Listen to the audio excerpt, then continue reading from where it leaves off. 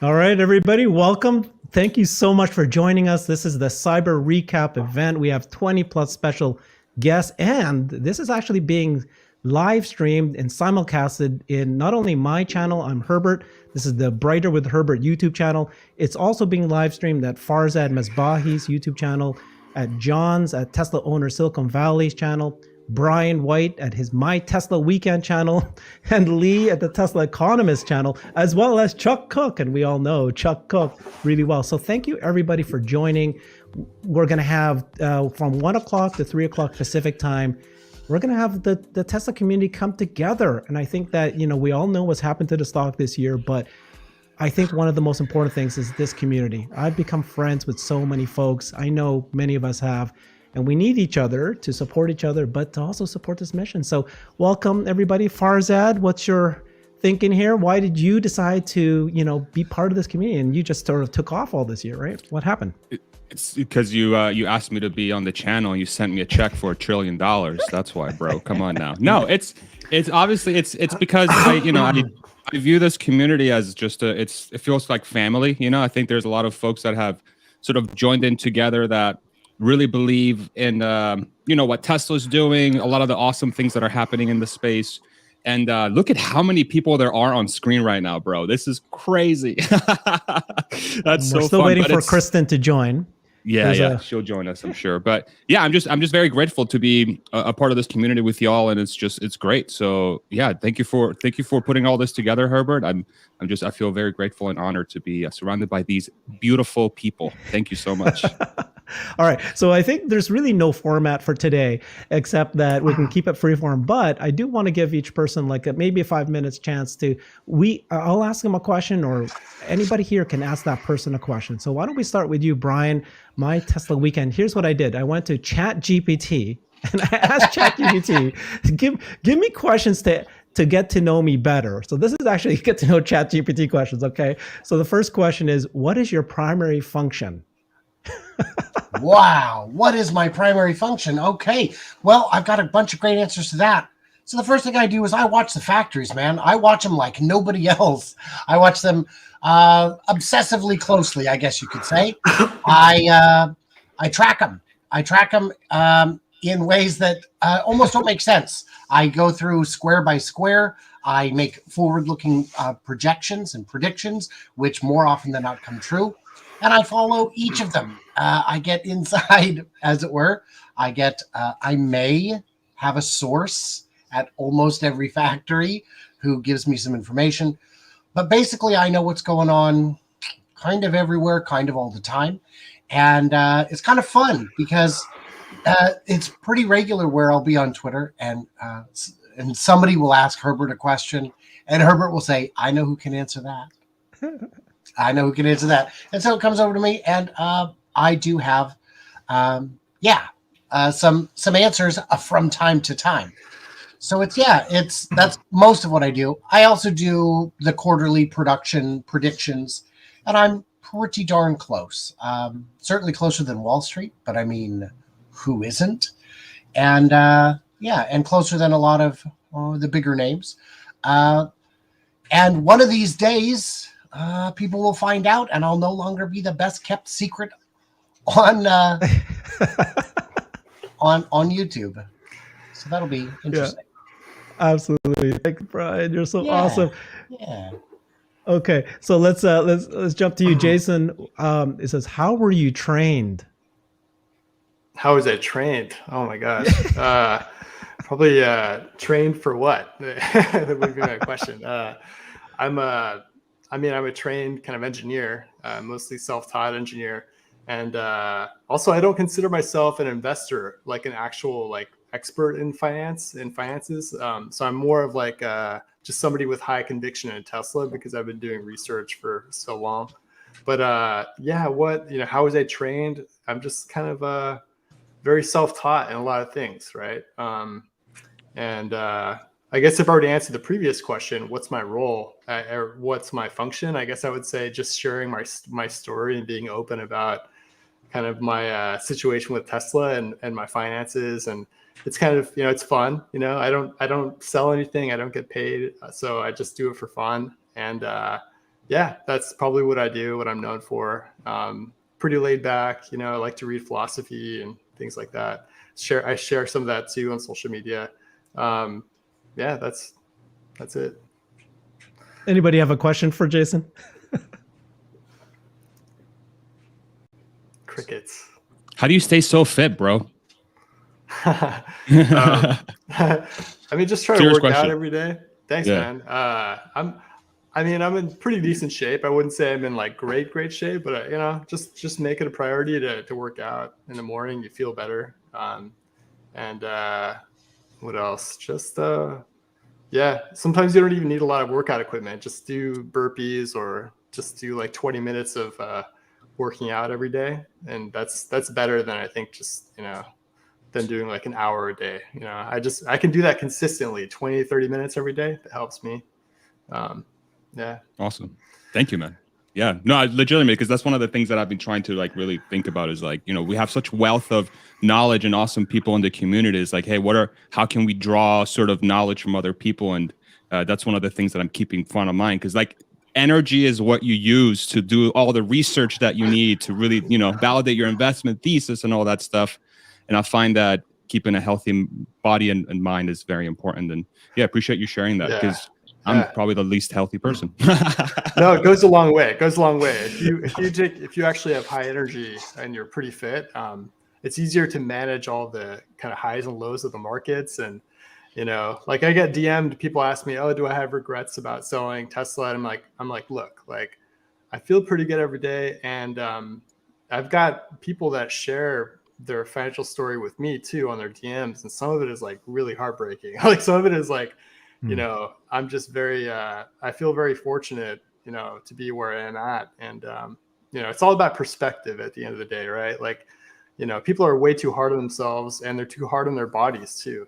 Just kind of give your body a break and just try to eat right and stay fit. And then also emotionally, psychologically, don't be too hard on yourself either, try to just have some perspective. There are people that have lost everything in this 70% decline.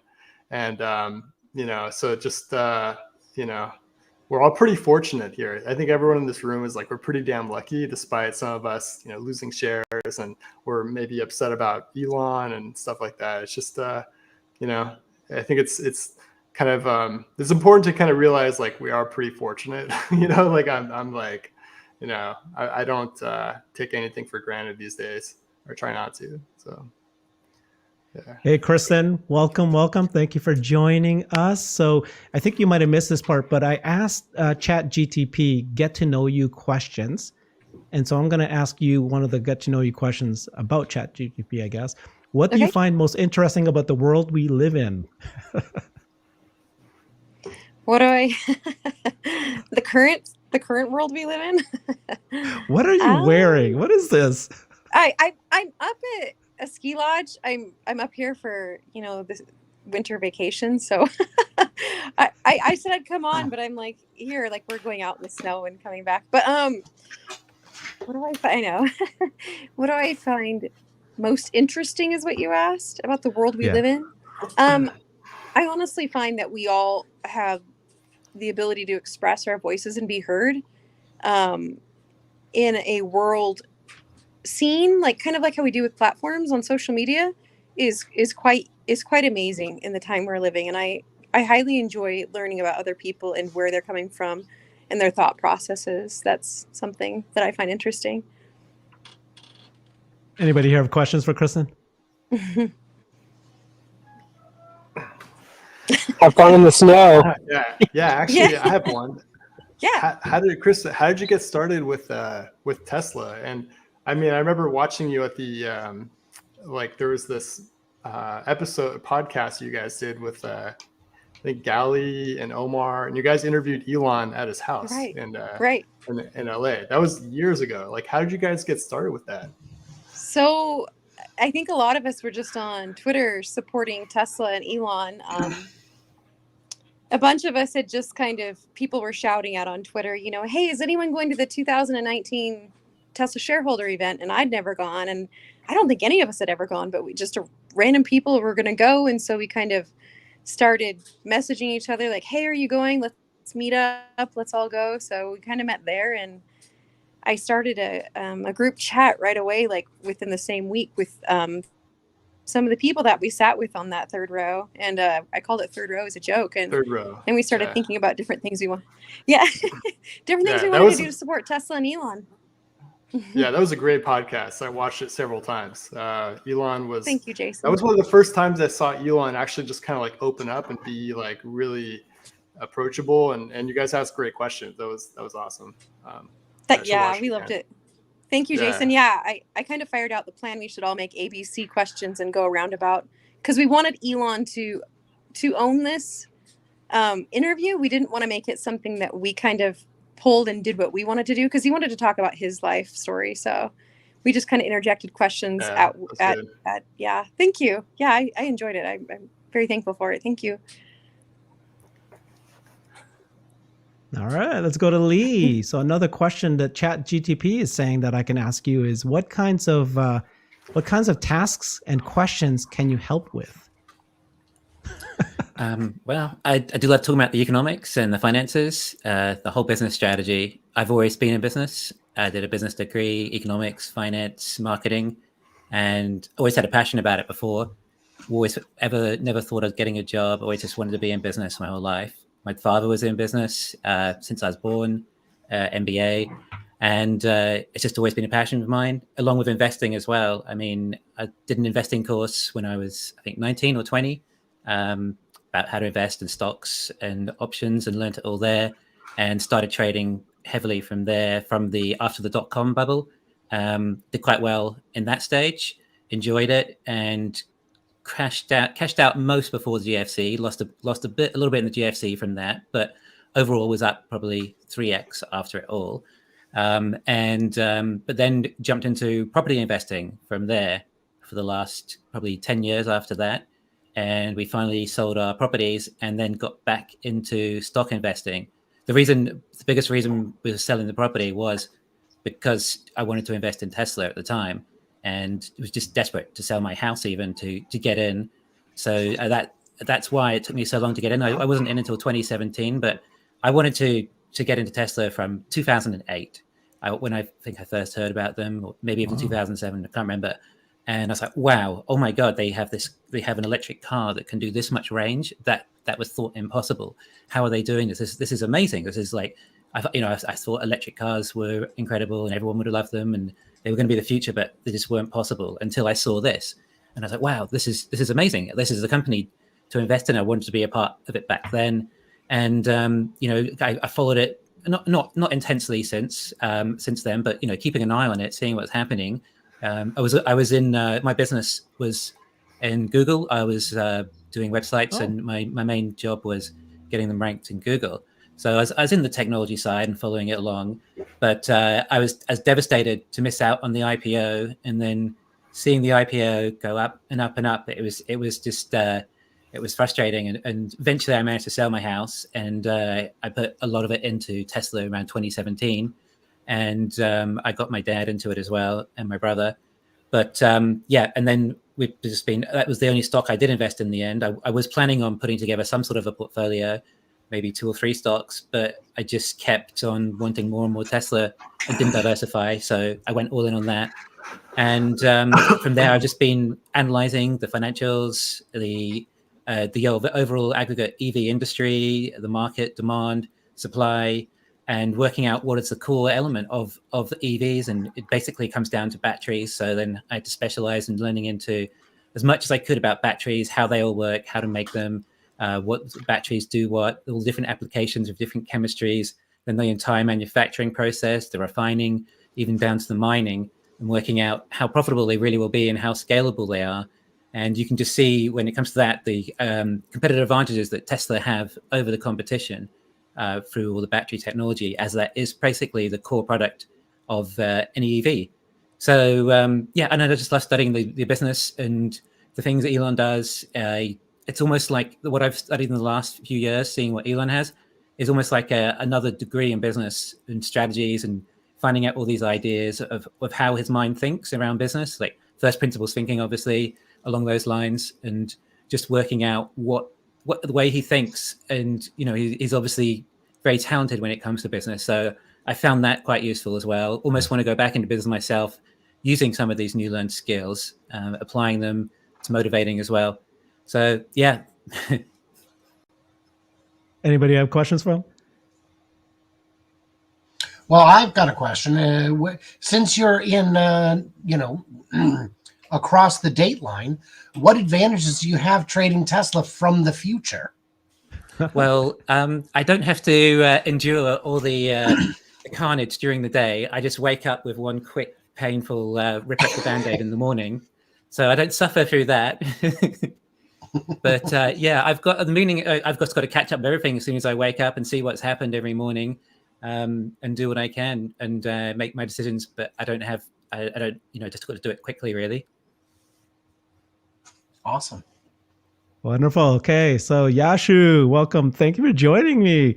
So here's a question that ChatGPT's that he's recommending to be asked.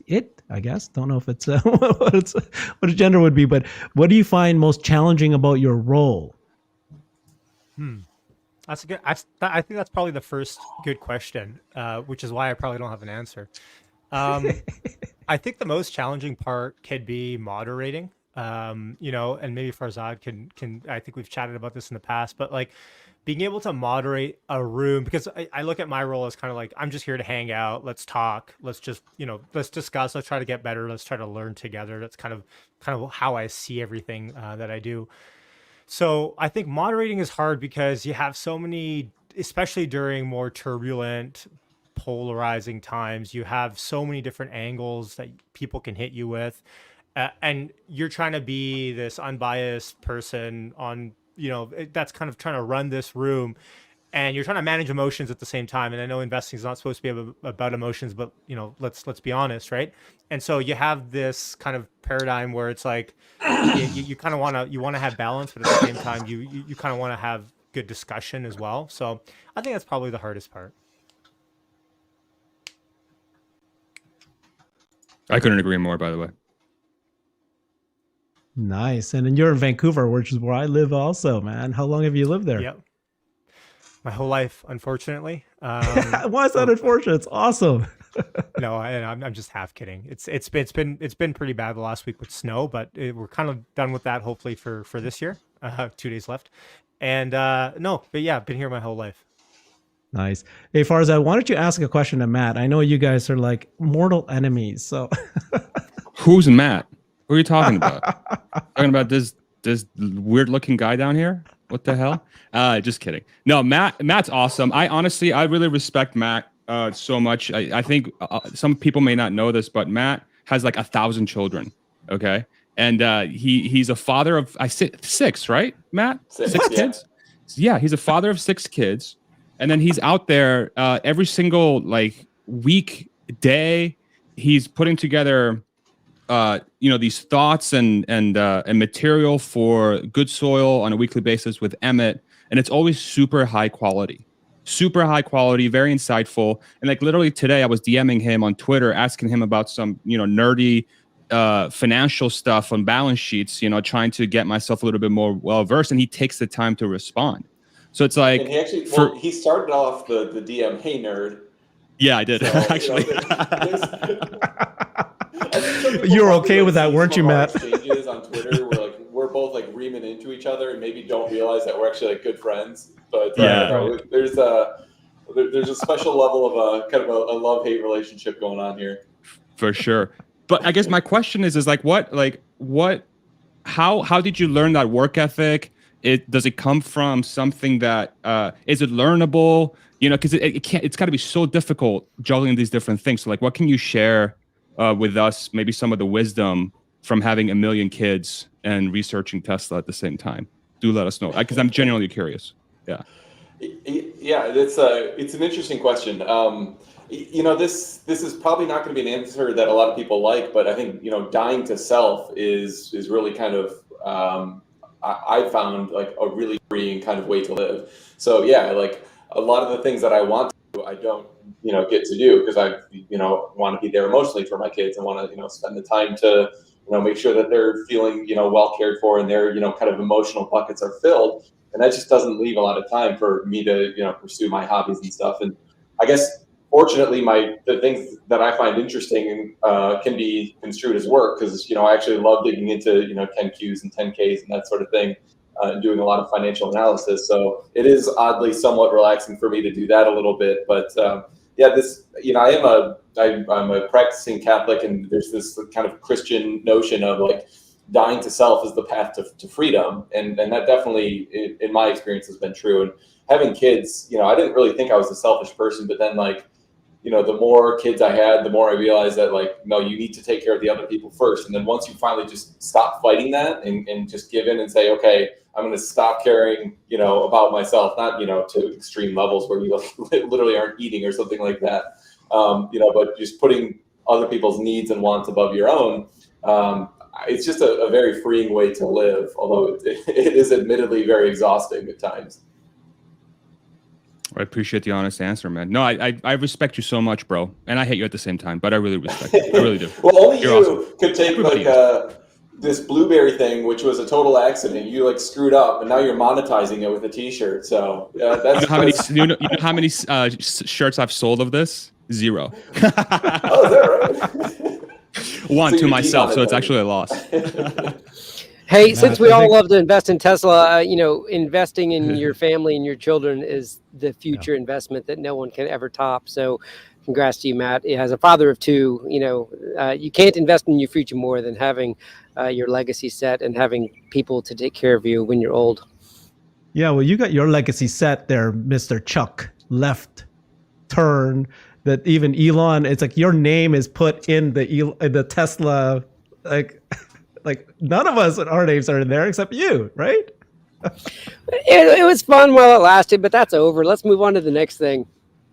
What's the next thing? What are you going to do next? The robot? Well, V11 is the next thing. Obviously, we're all waiting on V11, Hardware 4, Autopilot 4, and to determine what the next sensor suite's going to be like, so we can kind of get a taste of the future. I think the rhetoric around the robotaxi platform, the next gen platform being about robotaxi, is the for me, the all-in indicator that level 4, level 5 is in this robotaxi platform.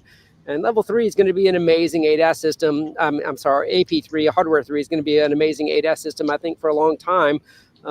Sticking to my thesis, I don't think we're removing the driver on AP3, hardware 3.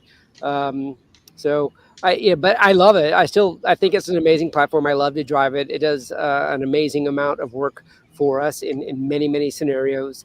I've been testing for it a little over 2 years now, and it's a fun little ride. A little stint with the V69 and the left turn, and left turns are really, really pretty good. But it's still high-speed cross traffic is a dangerous scenario in this current hardware configuration. So everybody needs to be careful.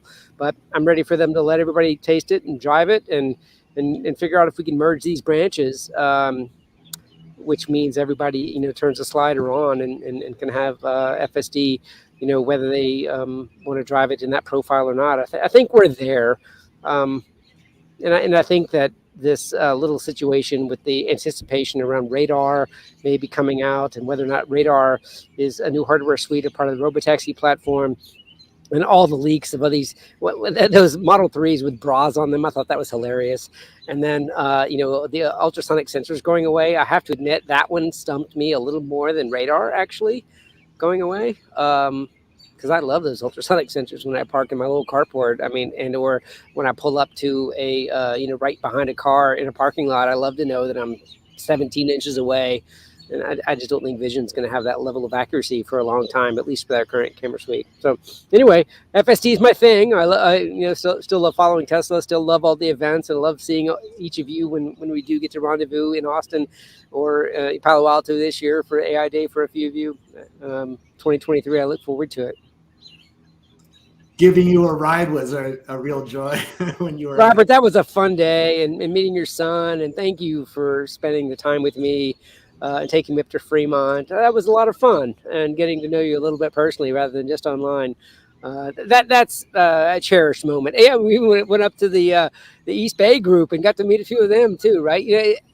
That woman that talked to me at Austin and said it's so funny that at every Tesla event, it's like you're in a room full of cousins, and Matt, maybe you can appreciate that being a Catholic, and you probably got cousins everywhere, right? You may not know all of them, but when you're together, you all have a common thread in your family. And truly, the Tesla family is like a big group of cousins. Nice. Okay, so who here does not know Robert Scoble? No one. You guys have heard from it, heard about him. Robert, can you just go? I know you can spend hours on this, but quickly tell me all the major milestones in the world that's happened, the most famous scenarios that you were involved in. It would take too long. I know. Look, I just try to do it quickly. You said the Siri was invented in your bedroom, right? Yeah. You rode the very first Tesla Siri was launched with Elon. in my son's bedroom, right? Okay, I was keep the going. first one to see Siri on the press tour that they had, right? I had a What famous blog in 2000 where I interviewed thousands of CEOs and launched many companies, from Cloudera to Flipboard to Instagram to lots of companies. And that's how I come at the world, is through the world of innovation. It's really interesting. When I grew up in Silicon Valley, and the center of the auto industry back then was Detroit. It was in Silicon Valley, and there was no cars R&D labs here. Now every auto manufacturer does its R&D here, right? And so I got a tour of many of those R&D facilities, like General Motors or Mercedes gave me the first ride in its autonomous car. BMW gave me its ride in its first i3 electric car, right? Because of my work in studying innovation. So yeah, I have a lot of firsts.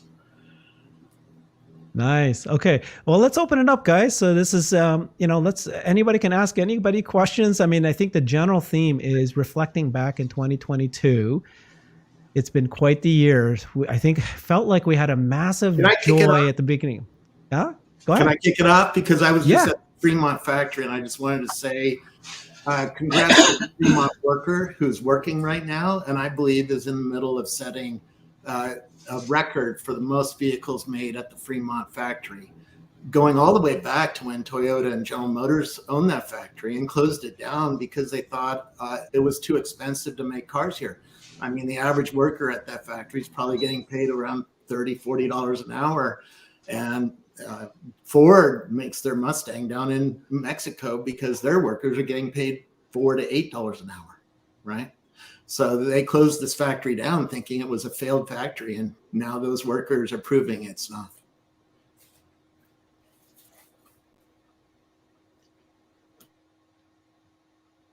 Anybody else have good memories of the year, or has it all been bad? Well, one thing that's got me super excited for the year is that the semi hit the specs. Now, we don't know the weight and we don't know the cost, but that's true of all the electric semis out there. So it's not like, it's because both of them are moving targets. Both of them are things that are being improved. And both of them, I assume, are a little breathtaking if we actually know what the numbers are. But in terms of range, in terms of everything, it looks like the semi hit on specs.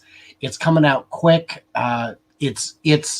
The line is getting dialed in, and it's going to be moving quick and disrupting. It's got almost double the range of its nearest competitor.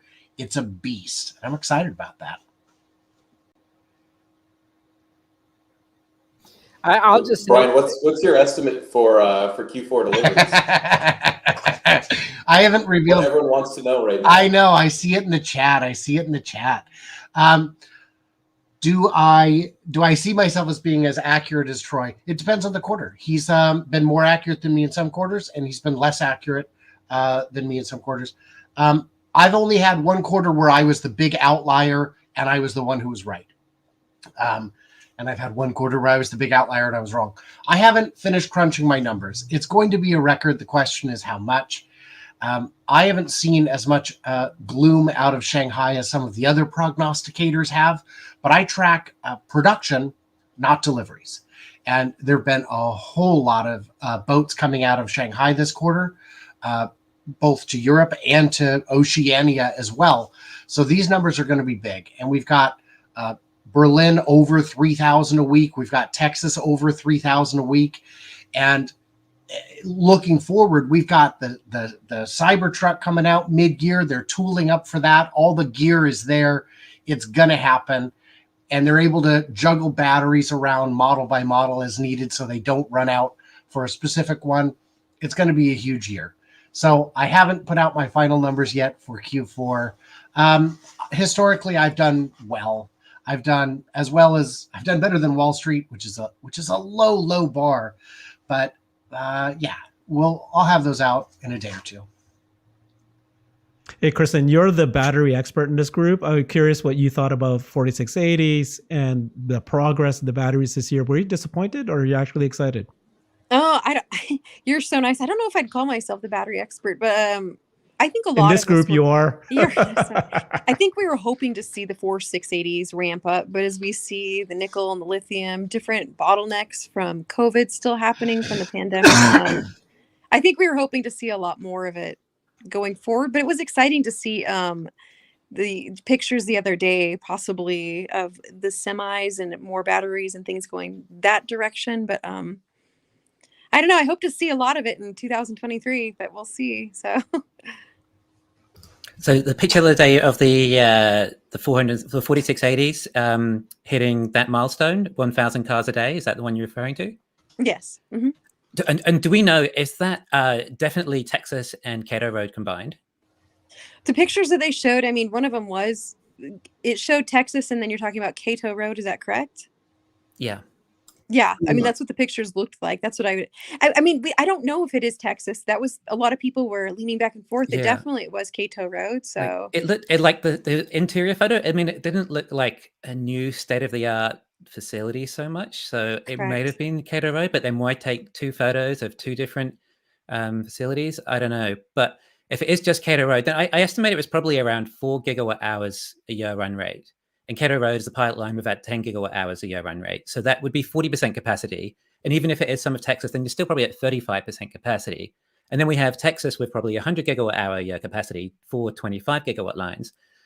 So it just all depends on now how they can ramp up capacity. And what was the limiting factor? Is it going to be percentage increments, or is it going to be gigawatt hours increments of the actual? What is the limiting factor here that we've got to work out? Is it like the supplies and refining?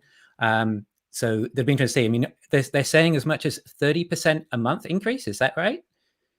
Was that the target that everyone's kind of thinking? And at that, if they can continue that to the rest of the year, then you are just about at 100 gigawatt hours for the year, which is really where we want to be. Okay. Yeah. Let me ask the panel here the same question. Okay. You have one sentence to answer this question. What is the number one reason that the stock fell this year?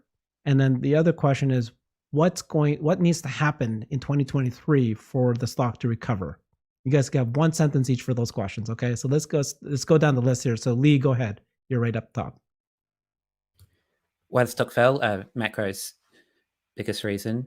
And if that's only one answer I get, then that would be the one. And what will make it recover next year? If it's a recession, I don't really have an answer. So I guess the most likely 4680 hitting 100 gigawatt hours a year run rate. Wow. Okay. Jason, did people want to know, did you sell your house in addition to those two questions? Yeah. So I've actually just yesterday received multiple offers, many of them all cash above asking. So it's going pretty well. So I think I'll be able to sell it very soon, which is good. Yeah, so I'm excited about that. And I'll have some cash from that. I have about 50% equity, so I should be able to get a good amount of cash from selling the house.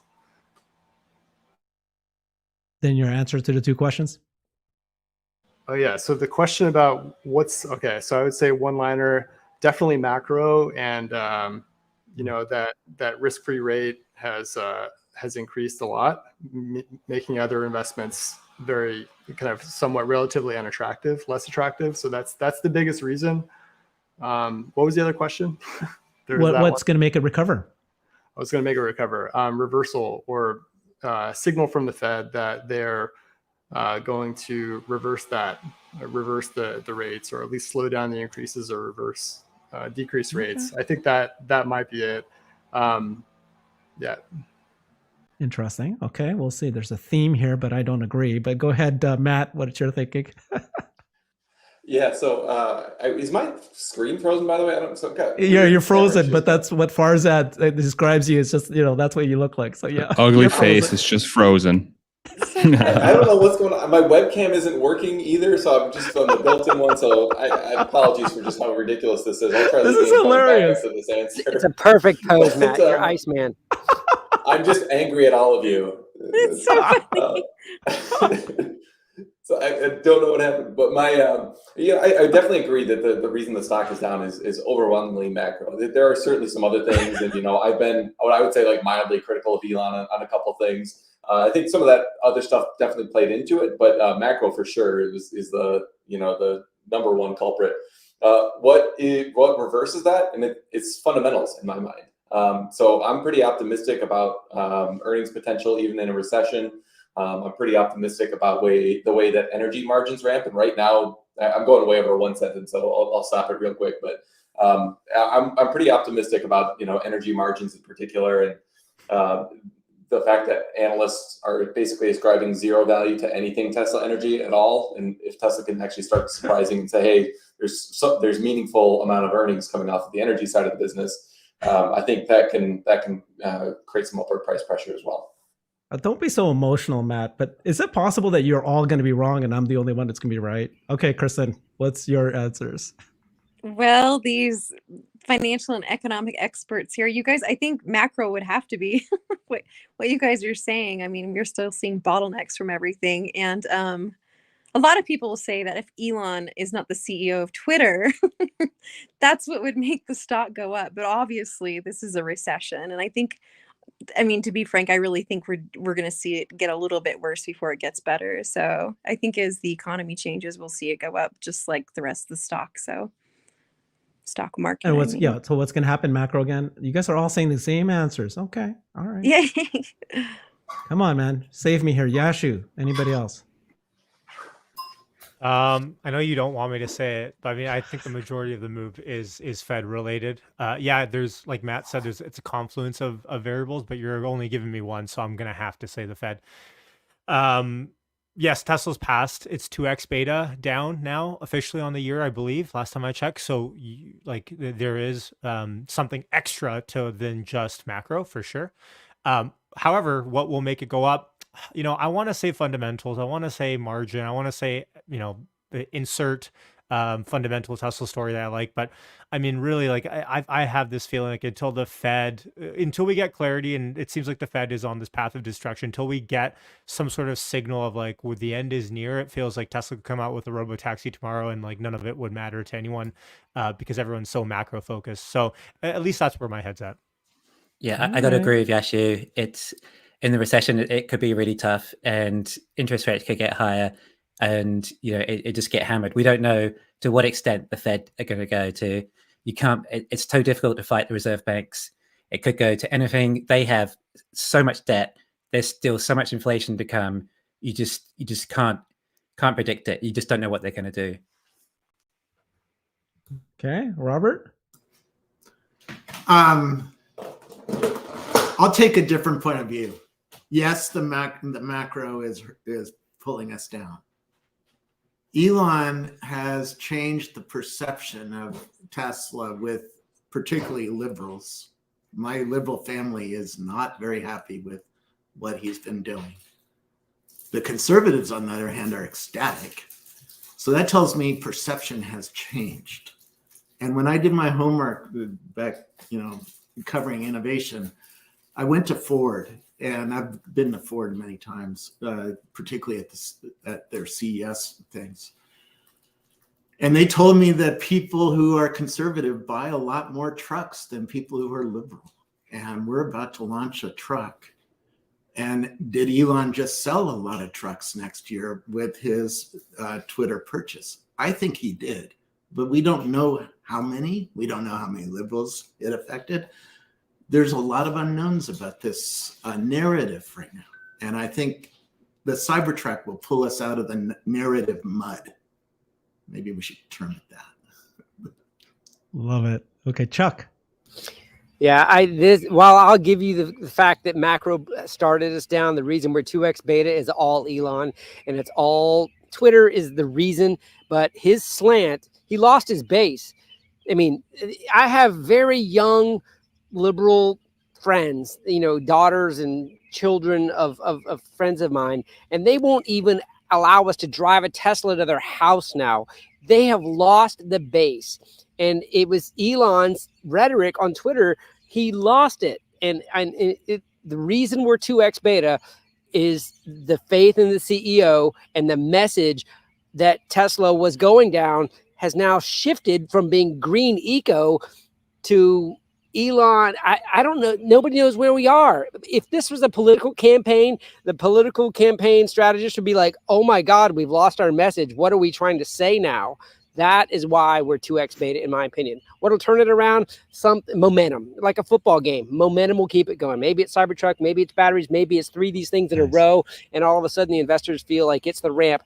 I do believe Tesla can beat a recession and can beat these macros ahead of the beta, but we got to have that momentum to get out of it. Anyway, that's my opinion. Nice. Okay, Farzad, what's your thinking? I mean, I think what Chuck just stated. I feel weird putting me up here. I'm going to try it. I think Chuck.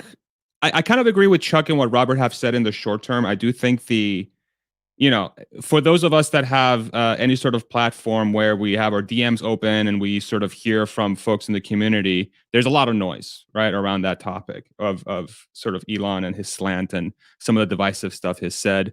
I have no idea how to quantify the stock price short term. I do strongly believe, though, that Fed, macro, and the unclear nature of Tesla's future demand is probably huge majority of what's causing the stock price. But I think ultimately what turns it around is just growth in earnings. That's it. Just grow your earnings. Your PE is like 20 now, forward less, probably like 19. And so if you grow your earnings and you keep growing the company, the market will reward you. It's that simple. And so if it's 20 million cars per year in 2030 and an energy business that matches that car business and full self-driving on top of it, I think just people will, there will definitely be folks that are upset and will never buy a Tesla because of what Elon has said.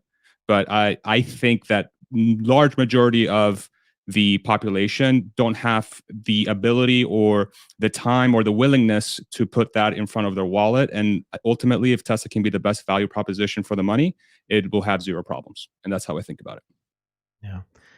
So this is why I think what you guys were saying was kind of bugging me a little bit, guys, because, okay, September 21st, I just looked it up, September 21st of 2022, what is that, 3 months ago, the stock was at $300. Okay. And it was tracking quite nicely along with Apple. So while the macro was here, we had COVID, we had a war, we had supply constraints, we had chip constraints. It didn't affect Tesla's stock as much. I mean, it literally was $300. So that's $900 from $1,200 to $900 is a hit, but it's not, not bad. And it was tracking just as well as Apple. And the last 2 months, it fell from $300 to $100 where it is now. So that is not macro. And so it is 100% associated with Elon and Twitter. And so I think 100 is too far. Well, it's 107. So what is it? What do you mean? How far am I off? So no, there was some effect of macro. I mean, my Apple stock was 150 something. Now it's 130 something, right? So right, which is macro. Still not. It's not that's macro. That is macro.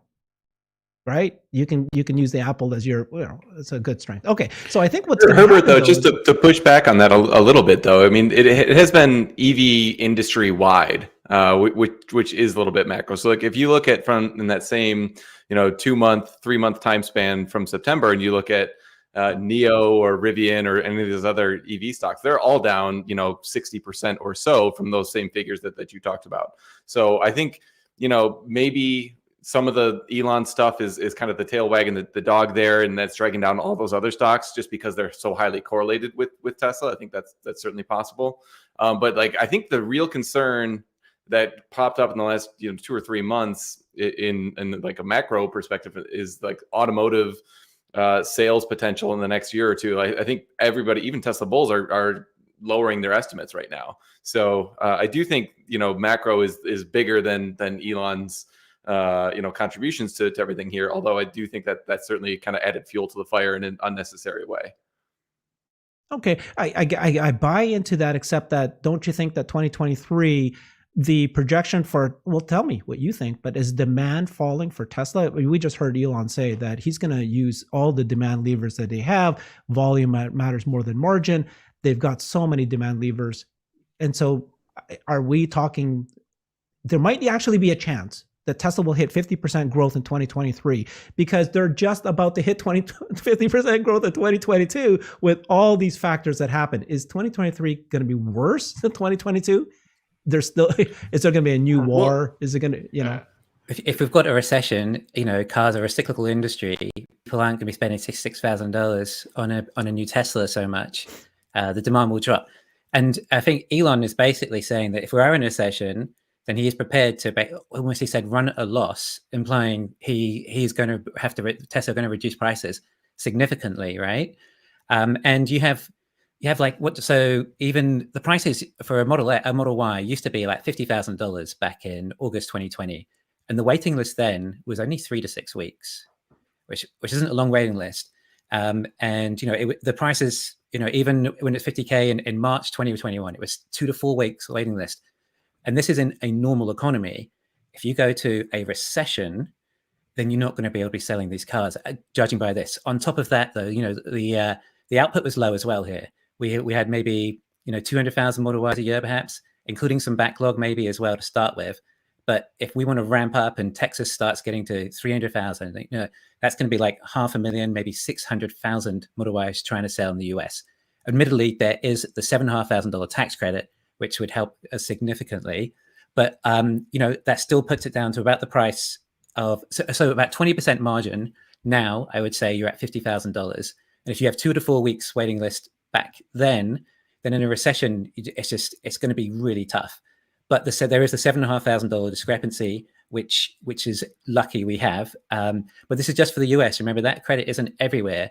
They're ramping up in Berlin, obviously, too. And also you have, obviously, China's just ramped up a massive amount there, and all the exports can go out of China. But still, what's Berlin going to do if they can't get their 4680s? They're going to have to move over to, they'll run out of 2170s, and they'll have to move over to blade batteries, perhaps, which will also be a rear-wheel drive standard range Model Y. So more supply in addition to what's coming from China. So, Elon's saying that he might have to reduce margins down 20%, 10% even. So there might not be much profit there, which is then when you're in a recession in a cyclical industry, it does get a little bit concerning as to what kind of PE ratio you're going to place on something, especially if the profits are down that much. Hey, Lee, weren't you the one that coined the term, they can compress the PE, but they can't compress the E? Yeah, well, the recession can compress the E. Damn it. Okay. Yeah, so I think that's the point in the background in economics I think is really helpful here, because you've got, I think what you just explained, Lee, very eloquently, is you've got the demand curve is shifting downward, which creates downward price pressure, and at the same time your supply curve is shifting upward as Tesla's bringing on new factory, and that also puts downward price pressure. So like Tesla always was going to lower prices. I mean, that was part of the master plan from the beginning. So this really shouldn't be surprising or concerning to us.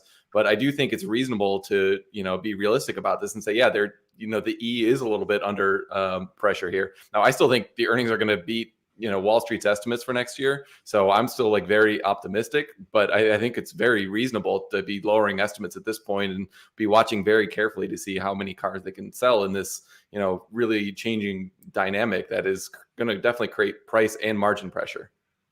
And admittedly, the increased supply is coming from the Model Y in Texas, which in theory should reduce costs. We're probably looking at $5,000 cost saving there. I would hope that eventually they get down to about $30,000 cost of goods sold per vehicle for that car. Even if you have it at $40,000, that's $10,000 profit per car. Then you have the tax credit and you have the subsidies on top of that, which is another $10,000 essentially. So there is hope if they are getting their costs down, and they obviously have to get prices down significantly if Elon's talking about eventually selling 2 or 3 million a year. So the cars that are increasing in supply, hence Berlin and Texas, they should be the cars that are also reducing in cost the most as well. I just want to go on record and say I don't think we're entering a regular recession, and I'm not an economist like you guys are. The unemployment situation and my situation on trying to find talent and recruiting is unprecedented in how tight the labor market is. I cannot find good people, and I don't know where they went. And I know that everyone that I do employ, their wages are going up, and if they don't go up, they're leaving to a job that is paying them more. So wages are rising, which is inflationary and is sticky inflationary. But we have a tight labor market and wages are going up. While the cost of capital is going up with interest rates, and that will be perhaps what draws us down is some negative GDP, but I don't think we're going into a standard recession that draws down demand on cars. And I just, that's my perception from living in the market. But I think what you're saying is more inflation coming, basically, and that's not what the Fed wants. They could just get completely psycho and destroy it. You know, they might want to just kill the economy and put it into a deep recession to stop the inflation running out of control and entering into hyperinflation or something. They've printed, like 40% of the new dollars in circulation were printed in the last few years. This is insane levels of debt that's never been seen before. Like when Volcker raised the rates in the 80s, we had GDP ratio debt to GDP like 40%, and now it's 120%. That's a big difference. We're in unknown territory here. We don't know what's going to happen. You just don't know what they're going to do. That's fair. It is unknown, and I do think that the spending bill that was just passed is another very inflationary thing. So inflation is real. If that draws us into a recession that reduces demand, that's one thing. But when I talk to people about wanting to buy cars and wanting to, what everybody still think they still have cash. Now, I don't know if that's businesses or people. There's this weird conversation I still can't get away from with Teslas about how far can it go, and is it going to get stuck in the freezing cold after last week's bomb cyclone, and we need to work on that training for people to understand that electric cars are actually better in those scenarios. But I don't know. I guess you guys might be right, but I'm not feeling reduction in demand due to a recession yet. I mean, Elon said people don't buy debt products when there's a recession, which means the auto market will crash, and it also means that property market will crash. If property markets crash, then everyone has less money. They have a high interest on their debt. They aren't going out and buying cars when they're too worried about that they've lost. The people are saying a 40% market crash in property. People are not happy when they've lost 40% of not the equity, of the value of the house. They could have lost all their equity. This isn't a good state of mind. This is just like saying, well, this is potentially what could happen. A lot of people are saying this. We haven't hit a recession yet. We aren't in a recession yet, a real recession. Like you're saying, people still have jobs. In a recession, people don't have jobs. They lose their jobs because economies break. They're going to break the economy to stop the inflation. If they do that, they may decide that it's not as bad and pivot instead and decide, okay, we'll go for inflation, because if we have to stop the inflation, then breaking the economy this much is going to put us into a depression, not a recession. So it just depends on which extreme they go to. It's like they have a choice. They can either drive the car off the cliff or drive the car into the cliff. It's too difficult for them to correct it on the road at this stage, and they don't know what's going to happen. They're obviously not very incompetent either, so it's just too hard to tell.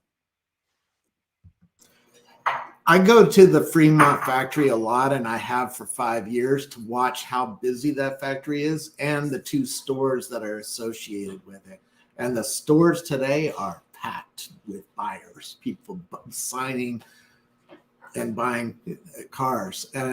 So I'm very happy with where the demand is. I think we're hitting a margin squeeze, right? Because they had to lower the price to get that demand. And we're really wondering what's going on in China. How bad is China short term? And, if China's doing well, we're doing well. If China's doing badly, we're doing badly. I don't care how hard the Fremont workers are working. It doesn't matter too much if China's having a bad month. We have been seeing demand drop in the US towards the end of the year. The waiting list used to be about 7 months, and then November it dropped down to 1 to 4 months, and then to about 0 to 3 months, and after that. But there is the $7,500 tax credit, which any rational consumer would simply wait a couple of months to save that much money. It's a big saving. So that's a lot of noise in potential demand. So it's hard to judge, really. I know people I think- waiting on hardware 4 or Autopilot 4 on their deliveries too. There's a lot of reasons to wait right now, whether it be tax credits, upcoming hardware. Now, granted, the people waiting on hardware are the savvy customers that probably already own a Tesla, not a new customer. But lowering the price at the end of the year, I think, is purely about the tax credits next month. That's going to vaporize in my mind soon. Maybe I'm wrong.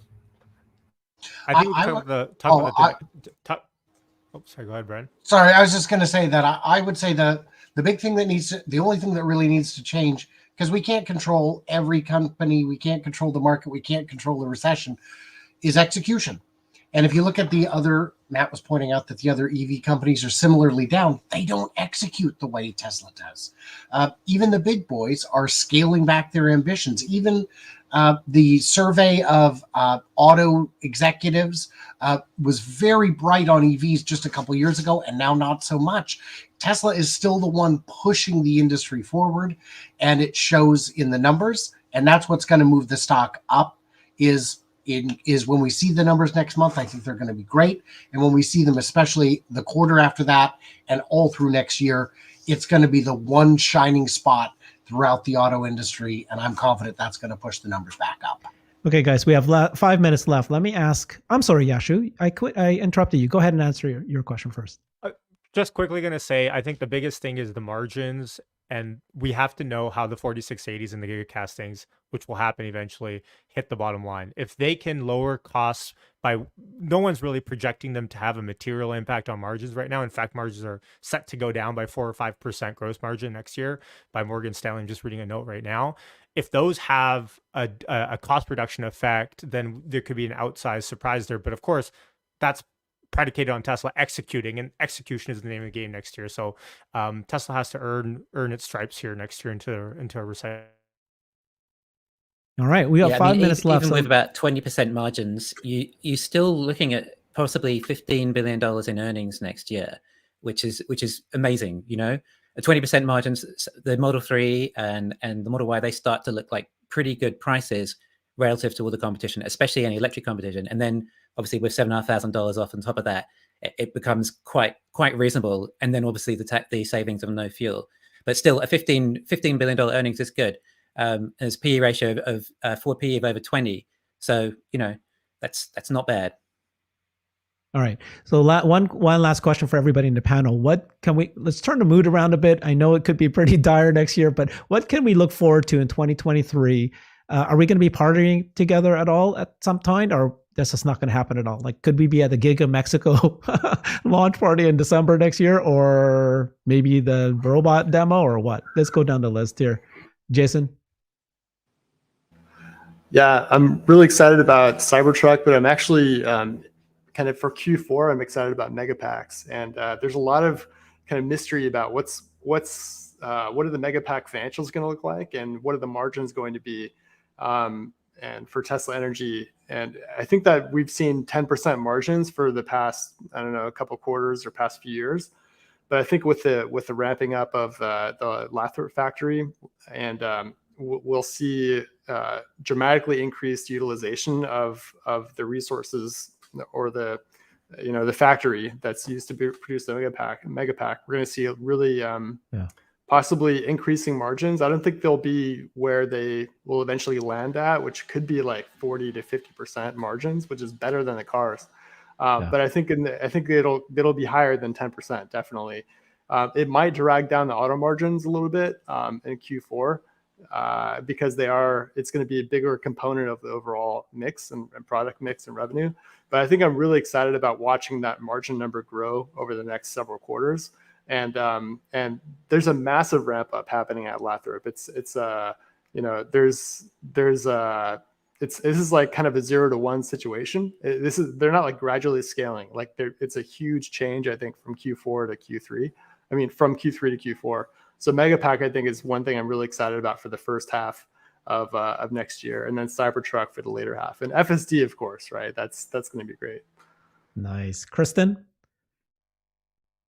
It's hard not to just piggyback on that. The Cybertruck, obviously, for selfish reasons, I'm just looking forward to that finally launching and getting out. And I think what Scopelizer stated holds a lot of weight. I think that was a great angle that you took. That I think the truck itself coming out and people who are big truck people being into that will be a big boost. So that's a really good way to go. I'm kind of rooting for Tesla, possibly to introduce that compact car that we've all been wondering if it's around the corner, if it's completely gone altogether. So, Oh, I hope so. Yeah, maybe an announcement. Matt?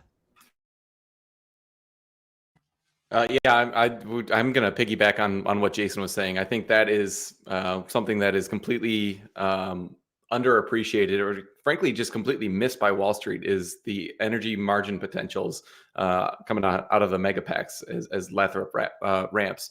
That's really going to be impactful, I think, and it's a question of how big are the revenues going to be and at what margins. But you're going to be going from less than $1 billion per quarter to 2, 3, 4, 5 billion potentially by the end of the year, and analysts are going to have to revise their assumptions and their earnings estimates, and that's going to both impact the E, like we were talking about earlier with Lee, but also the PE potentially, as the market ascribes a higher multiple for the growth potential of Tesla Energy. So that, I think, could be like the biggest dark horse kind of surprise next year.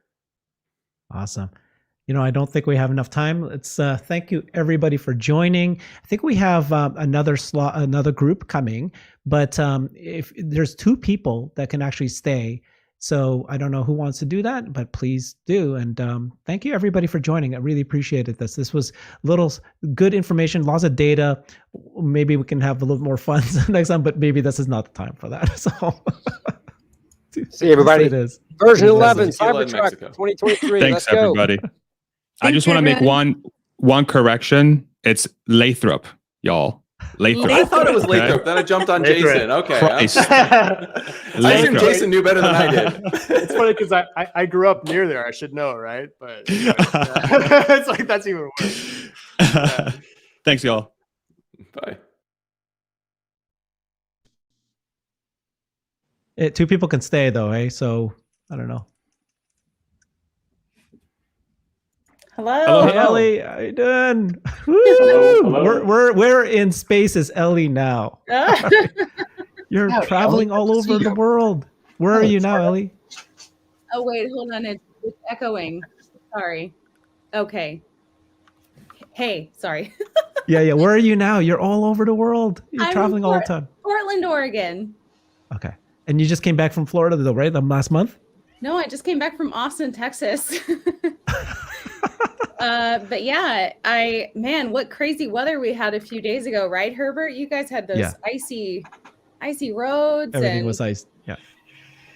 Crazy. My daughter was in the airport for 15 hours. And then it was all canceled. And then but luckily the next day, but she was able to fly. Wow. Hi, James. But, how are you? And Jordan. Hey, what's up? And Farzad. Jeff, hello, I don't know you. Hello. Wait, so you don't know Jeff? I don't think so. Oh my gosh, he's like rocking it. He's like always in a. Are we doing introductions again?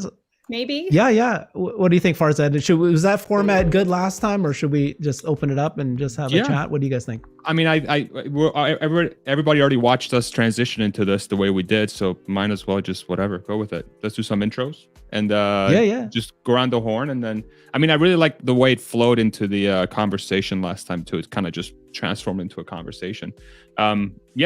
And we just got. All right. Well, why don't we do it this way? Instead of me doing the introduction, let's have one person here introduce the other person. So unfortunately, Ellie and Jeff don't know each other, but everyone else knows each other, right? So who knows Ellie better than I do? Come on. Oh God. No one? I can do that. I can. You want to do it, Jordan? Go ahead. I can do a little bit. All right. So Ellie in space. And correct me if I'm wrong here, because I'm gonna. The pressure. All right. So Ellie in Space has a space channel. And you started maybe a year, 2 years ago? Year and a half, 2 years ago? Almost 2 years. Yeah. Okay. Yeah. So Ellie was originally a reporter. So she has that nice reporter backbone on the scene. She's really good off the cuff doing interviews and things like that. And she's gone full time on YouTube. I think it was maybe 9 months ago, something like that. So Like 5 or 6 months. 5 months ago. Okay. But good All job. right. Good job. Great All right, job. who can introduce Jordan? Oh, I got that one. I can get Jordan all day, man. He is the battery guru. If you need to know anything about your 2178 650s, your 4680s, Jordan is your man. And he goes deep, man. He goes into the chemistry. He goes into the production. He goes all the way up the supply chain, through the minerals, you name it. Jordan is so good at it that when they actually were trying to figure out how to put together the bill that would actually make batteries produced in America viable once again, his was the explainer that they actually showed to members of, was it Congress or Senate, Jordan? Well, it was the people who wrote the policy at like Rocky Mountain Institute, and then the bill went through to Congress after that. So both houses, etc. Yeah. So how you got him on this channel, I will never know. But good work, Herbert, and welcome, Jordan. If I don't want to talk about batteries with Jordan, what other topic is he capable of talking to me about? Headphones. No, I don't. Tax policy in New Zealand, of course. God, look at that memory. All right, well, we're going to skip you, Brian, because we already introduced you last time. So who can introduce Joy, everybody? Welcome, Joy. Thank you for joining us. Hey, Herbert. It's great to see everybody. Yeah. Where are you now also? Because you were just in Taiwan, weren't you? Oh, yeah. I've been back for like 2.5 weeks now. Okay. I was in so what Canada, happened? but I came back December 11th.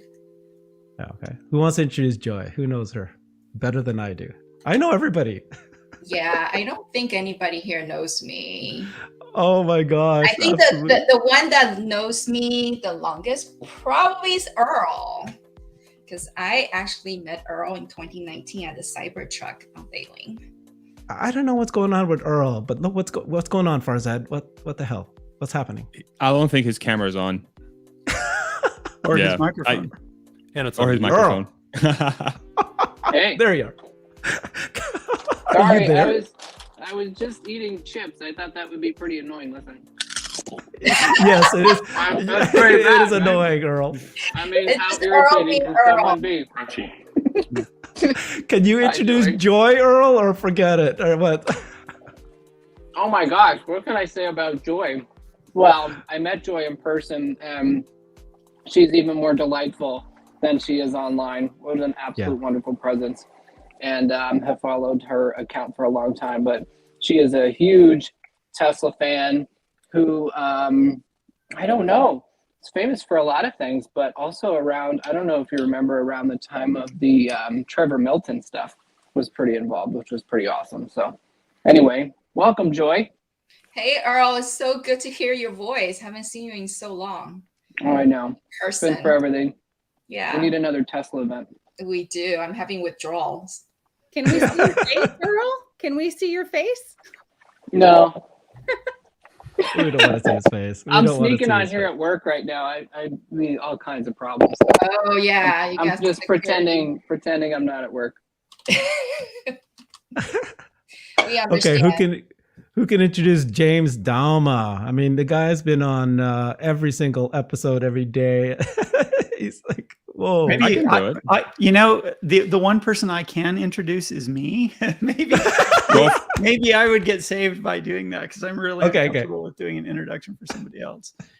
So I'm an engineer. I'm an autodidact. I been studying AI for a long time, even though I never got a chance to work in the space. I dropped out of college in the 80s and I started a couple of companies. At some point, I decided it was a lot easier to invest money than to work 100-hour days, 100-hour weeks. So I switched over to doing that kind of stuff. And when deep learning took off after 2012, I started looking really hard for investments in the deep learning space, like something that would be close to a pure play that depended on the stuff that I was interested in. And oddly enough, I came up with Tesla, which is, nominally a car company, but it turns out to have the most exposure there. So I got really interested in trying to understand Tesla's tech, especially around the self-driving stuff. And then at some point a couple of years ago, Dave Lee reached out to me and asked me to come on his channel and help do some explainers. And so since then, I've done, I don't know, like 100 hours of YouTube. I think it's literally like 100 hours of YouTube videos on Dave's channel. So, yeah, so that's me. Dave Lee made you famous? I thought you were famous before him. Am I famous now? You are. You are. I can't be famous for anything good, but yeah, I mean that's how the community is going to know me, from the explainers I do on Dave's channel. Wonderful. Okay, who else hasn't been introduced? Jeff Lutz. Yeah, I can go, Herbert. Yeah. So yeah, I've been a Tesla investor for 10 years now, and also an owner for 10 years, and really happy with both. And I come from a tech background and operations background, and a couple decades running supply chain in a couple different tech companies. And I really like to approach Tesla from an operational perspective and from a product perspective as well, in terms of what they're doing. And just happy to be on the space, or not the space, but this chat with this group of people that kind of talk about the year in recap. Nice. John, welcome. Oh, we lost him. He's having technical issues. Oh no.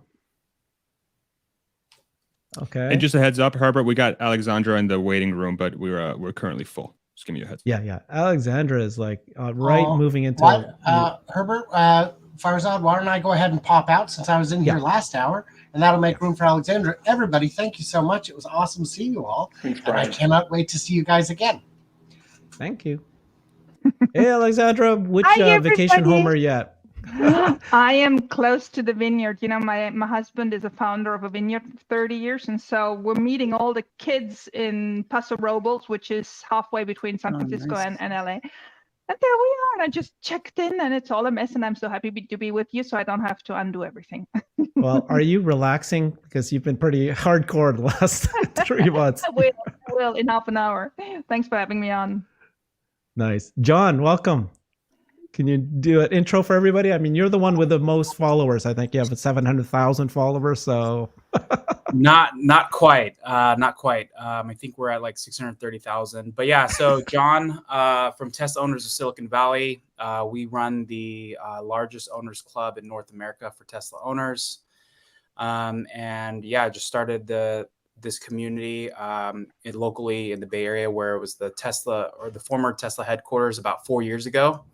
So it's been an awesome pleasure to just serve the community locally, and then kind of obviously broader, as we've just kind of been a voice of the community for the past several years, just growing our following and our connection with Elon as well. Okay, welcome. Okay, so the last group was very depressing. They were talking about the macro hitting 2022, that there's going to be a massive recession 2023. So I want this group to be a little bit more happier. Yeah. I mean, it is what it is. So you have to tell me what it is. But right? Yes, it's joy. So what I want you guys to do is each of you go man and give me a prediction, just your prediction of what's going to happen in 2023. If it's negative, it's negative. I'm not trying to, put any kind of like a weird filter glasses on. But what's your prediction of what's going to happen in 2023? How's it going to roll out? Okay, let's start with you, John. You're at the top left there. Go for it. Perfect. Totally agree. That's his prediction. Okay, Good John. job, John. Moving on. Okay, Alexandra, you're next. I actually think Tesla will surprise everybody with delivery numbers as of beginning of January, and even more so with the earnings end of January. So I think the company will perform very well. We'll hear of new gigas. We'll hear of gigas. I'm sorry, I always say gigas.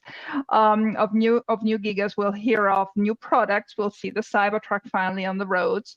So I actually think it's going to be for Tesla a good year, and I'm a firm believer that this recession is going to be much softer than everybody fears. I don't think this is going to be the big catastrophe that everybody's talking about. So I'm very happy for it. I'm very much looking forward to 2023. Oh, we should have had you in the first group, but okay. Let's go. Sorry about that. Jordan. All right. Up. There's a whole lot to look forward to. So they've Yes. just started the ramp of the 4680. That's starting to hit some scale and some steam now.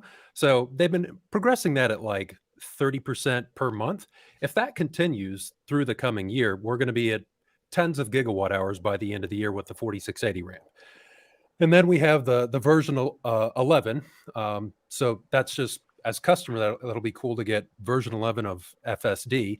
And then they can probably start recognizing more revenue off of that. You have the Inflation Reduction Act, which is going to buoy Tesla on both ends. First, it'll allow them to keep their margins high, even though the economy will probably be tanking. And then on top of that, they should be able to get some cream on the back end, like thousands of dollars per vehicle from the tax credits on the batteries.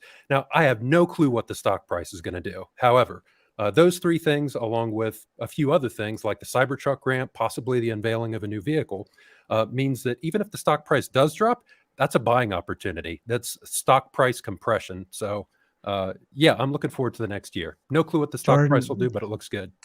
Dang, man, your voice is smooth.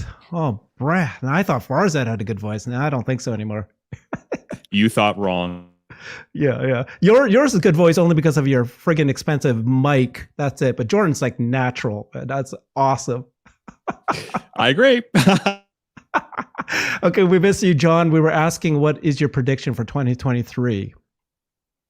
Tesla specific or just in general? Anything, yeah, whatever. Yeah, so I work in tech, and so I'm probably gonna, maybe I'll be not the doom and gloom, but we're seeing tech just being hit like hard right now, and unfortunately, like my prediction is, I just don't see it really necessarily getting better, and I'm just talking the tech sector. I'm not talking like other industries, but we've had over 40,000 layoffs worldwide in tech, 11,000 from Meta, 10,000 from Amazon. And again, this is across the world, but still a lot hit here. And so as far as the job market, it's going to be pretty grim out there. It's going to, a lot of people fighting for the same job. But at least as far as what I can see, as far as tech in general, it doesn't feel like it's going to get a lot better anytime soon. There's not any big indicators within the economy, especially with the Feds running the rates, where it's going to get better. As far as Tesla goes, they're the unique story where they're growing 40%. The growth of the company is not slowing down really at all, right? Obviously, we have some of this stuff with the recession happening, but every company that's down 60-70% is because of growth slowing or some other big factors. The funny thing is that Tesla's down 60-70%, but they're growing at 40%, so which is unheard of. So I'm personally really excited for next year, even if growth slows a little bit on sales. All the stuff that they're going to be doing, given the cash that they have, they'll definitely be doubling down on the things that that they're going to be working on. Cybertruck, a couple new gigafactories as well. And so, I'm personally really excited for the future and what we're going to be doing next year, specifically for Tesla. But I would say overall for tech, it's not going to be as strong and probably a little bit worse. So was that your notification saying, yes, that was a good remark? Yeah, exactly. Ding, ding, ding. Okay, Joy, welcome. Tell us what you think 2023. Yeah, so first of all, I'm not an economist. I'm not in the financial business sector. My background is also tech and technology, and I am currently in the recruiting business. I do echo what John just said about the tech sector. With all these layoffs from the big companies coming. So next year, I think there will be, I don't want to say recession yet, because I have been through 2001 WorldCom collapse and 2008 collapse myself. But right now I am not feeling that it's going to be as big as those, but there will be some slowdowns coming the next year. But Tesla-wise, I think if they keep on track just keep focused on doing what they're doing right now, getting FSD better, and get Cybertruck on track, keep pushing the energy market. I think they're going to come out as the winner after the end of all this.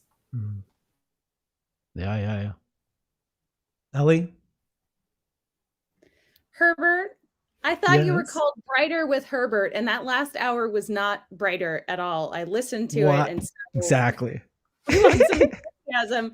Predictions for 2023. Obviously, we hope to see Cybertruck.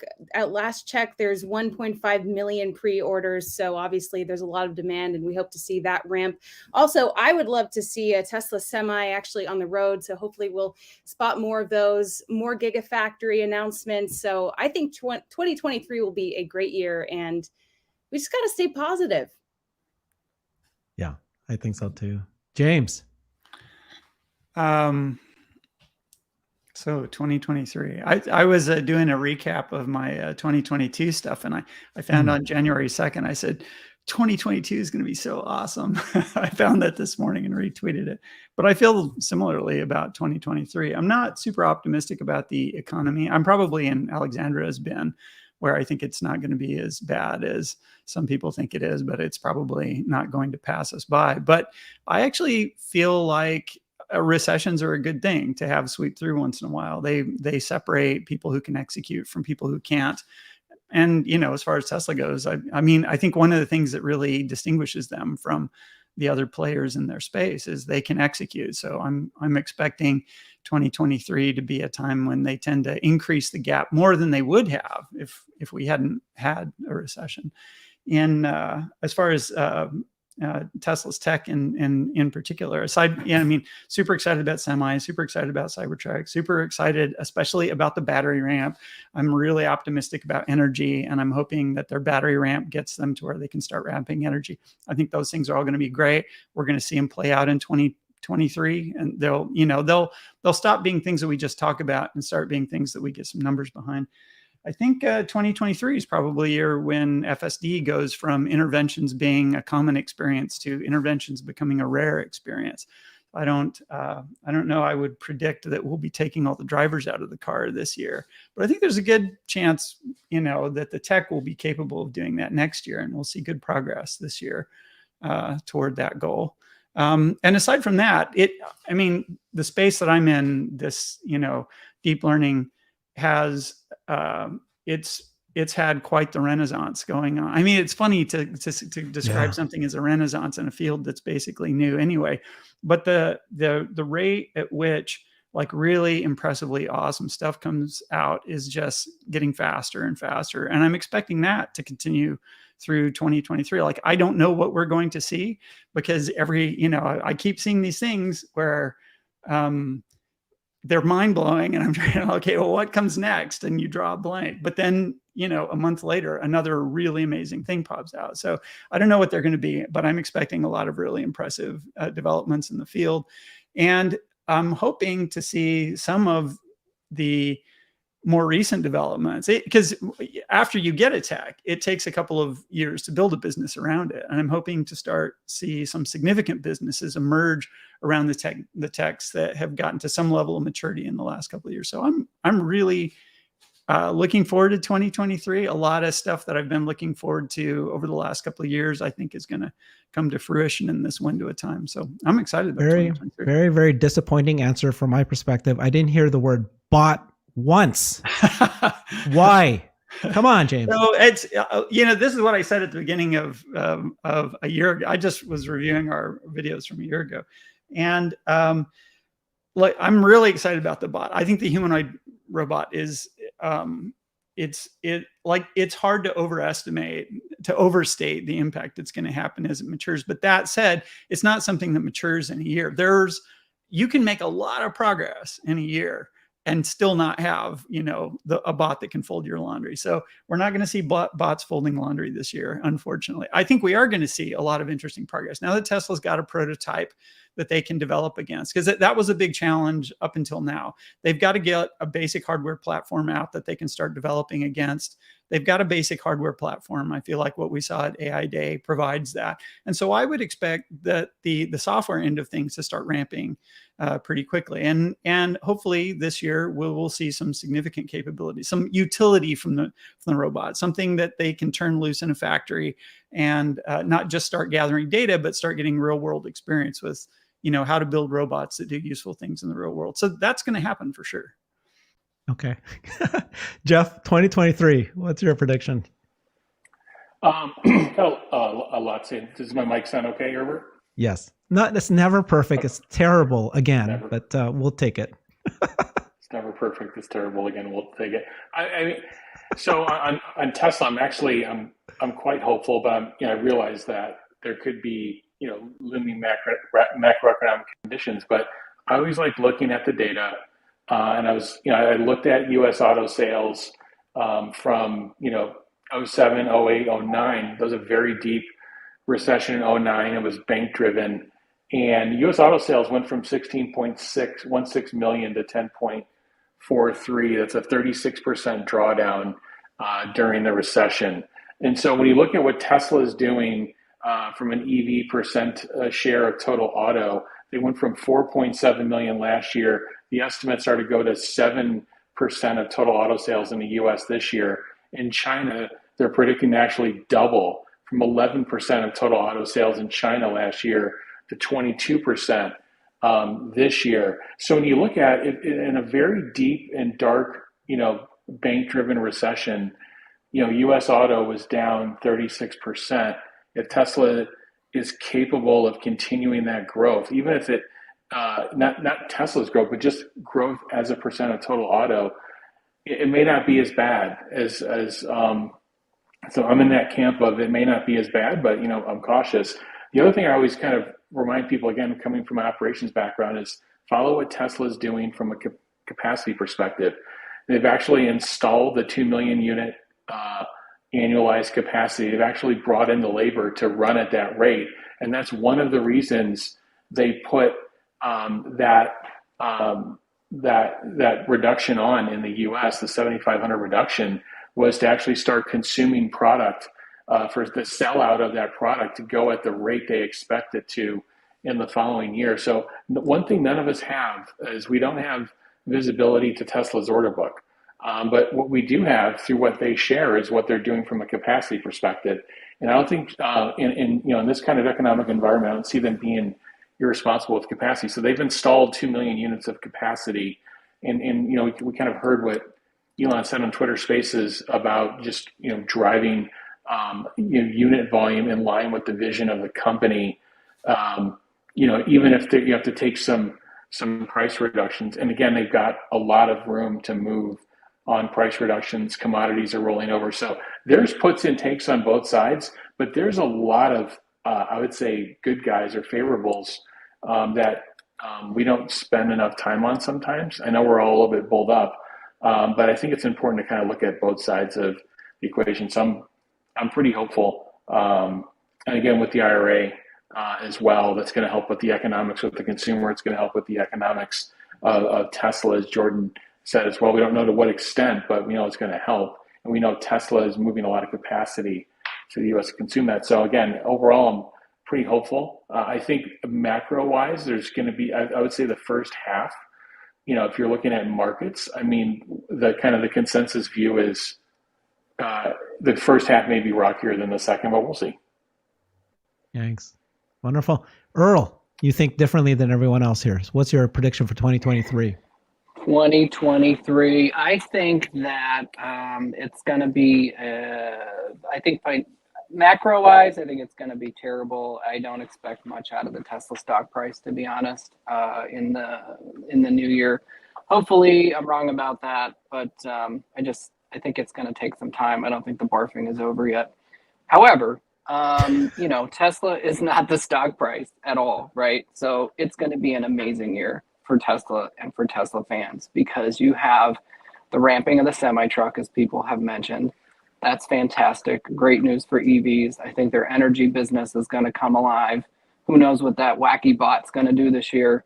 But most importantly is the Cybertruck. Not just that they come out with a new product and ramp it, but think of the attention, the positive attention to Tesla as they start to deliver these things to people, the videos, the YouTubers, Twitter, all the goofy things people are going to be doing with their Cybertrucks. I can't wait for it. That thing is so awesome and is really something that we didn't really get this year. We got the Semi, kind of came out, but this year was all about ramping, so was not as exciting, I don't think. But I think next year is going to be great.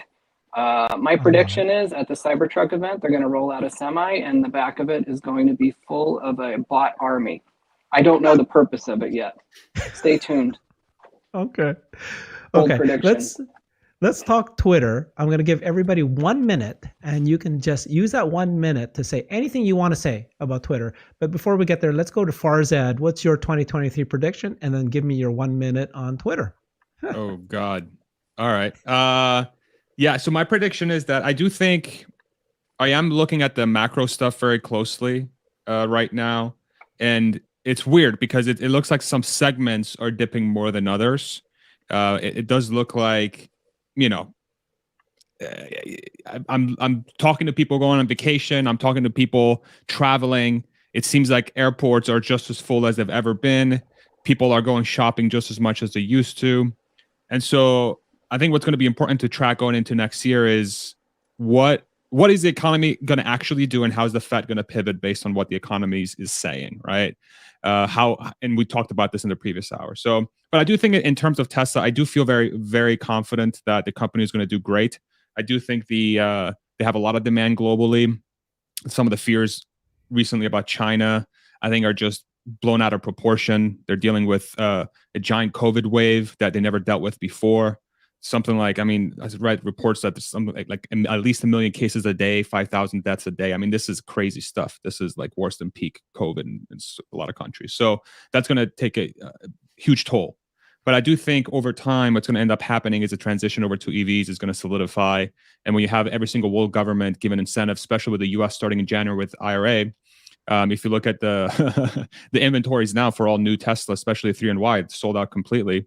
And the thing I think a lot of people have missed too in the US is that now Tesla cars, the 3 and the Y, are now cheaper relative to basically every other automaker, because every other automaker has been able to take advantage of the legacy tax credit, and Tesla hasn't been able to do that for like 2 years. So the net price of a Tesla is $7,500 cheaper versus the competition. And companies like Hyundai, for example, like the Ioniq 5, they lose the tax credit because they don't have manufacturing in the US, right? So like there is like this huge change now where Tesla goes from one of the most expensive to one of the least expensive, at least in its class. So I think that's going to carry a lot of momentum into next year. Twitter, there's nothing controversial about this whatsoever. Okay. Yeah. I'm going to say start, and I'm going to cut you off. Go. Oh, are you actually putting me on a timer? Okay. So yeah. I think the net, I think it's a net positive. I really do think so. There have been some challenges when it comes to having a social media platform where people trust that it's doing the right thing by the people. Now, this sounds kind of like big and abstract, but I think that has a lot more weight than it seems.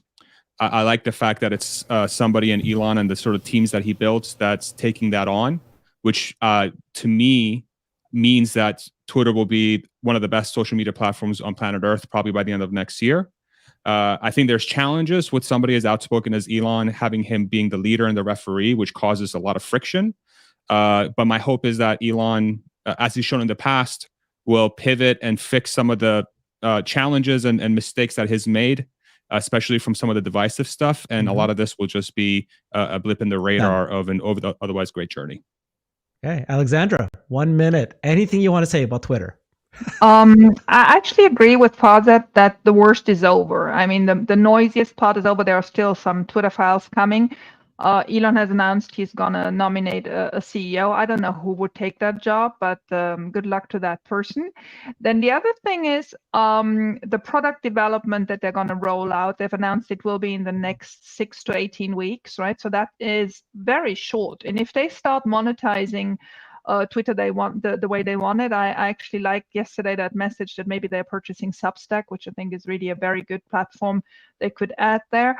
So if this all comes together that quickly, we will have quickly reassurance that Twitter is self-sustaining, cash flow positive, and won't be a bother on Tesla share price anymore. I'm not saying it's going to be quiet. I mean, if we ever hope that Elon is going to be a quiet person, he didn't buy this to be quiet, right? But I do believe that the issues that were of financial matters or that were of not enough revenue matters are going to be solved very quickly. And then Twitter will become the platform where people want to be, because it's just the most interactive platform.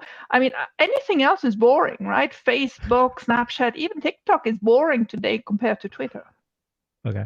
John, you got 1 minute on Twitter. Anything? Perfect. Can you hear me? I just want to make Yes.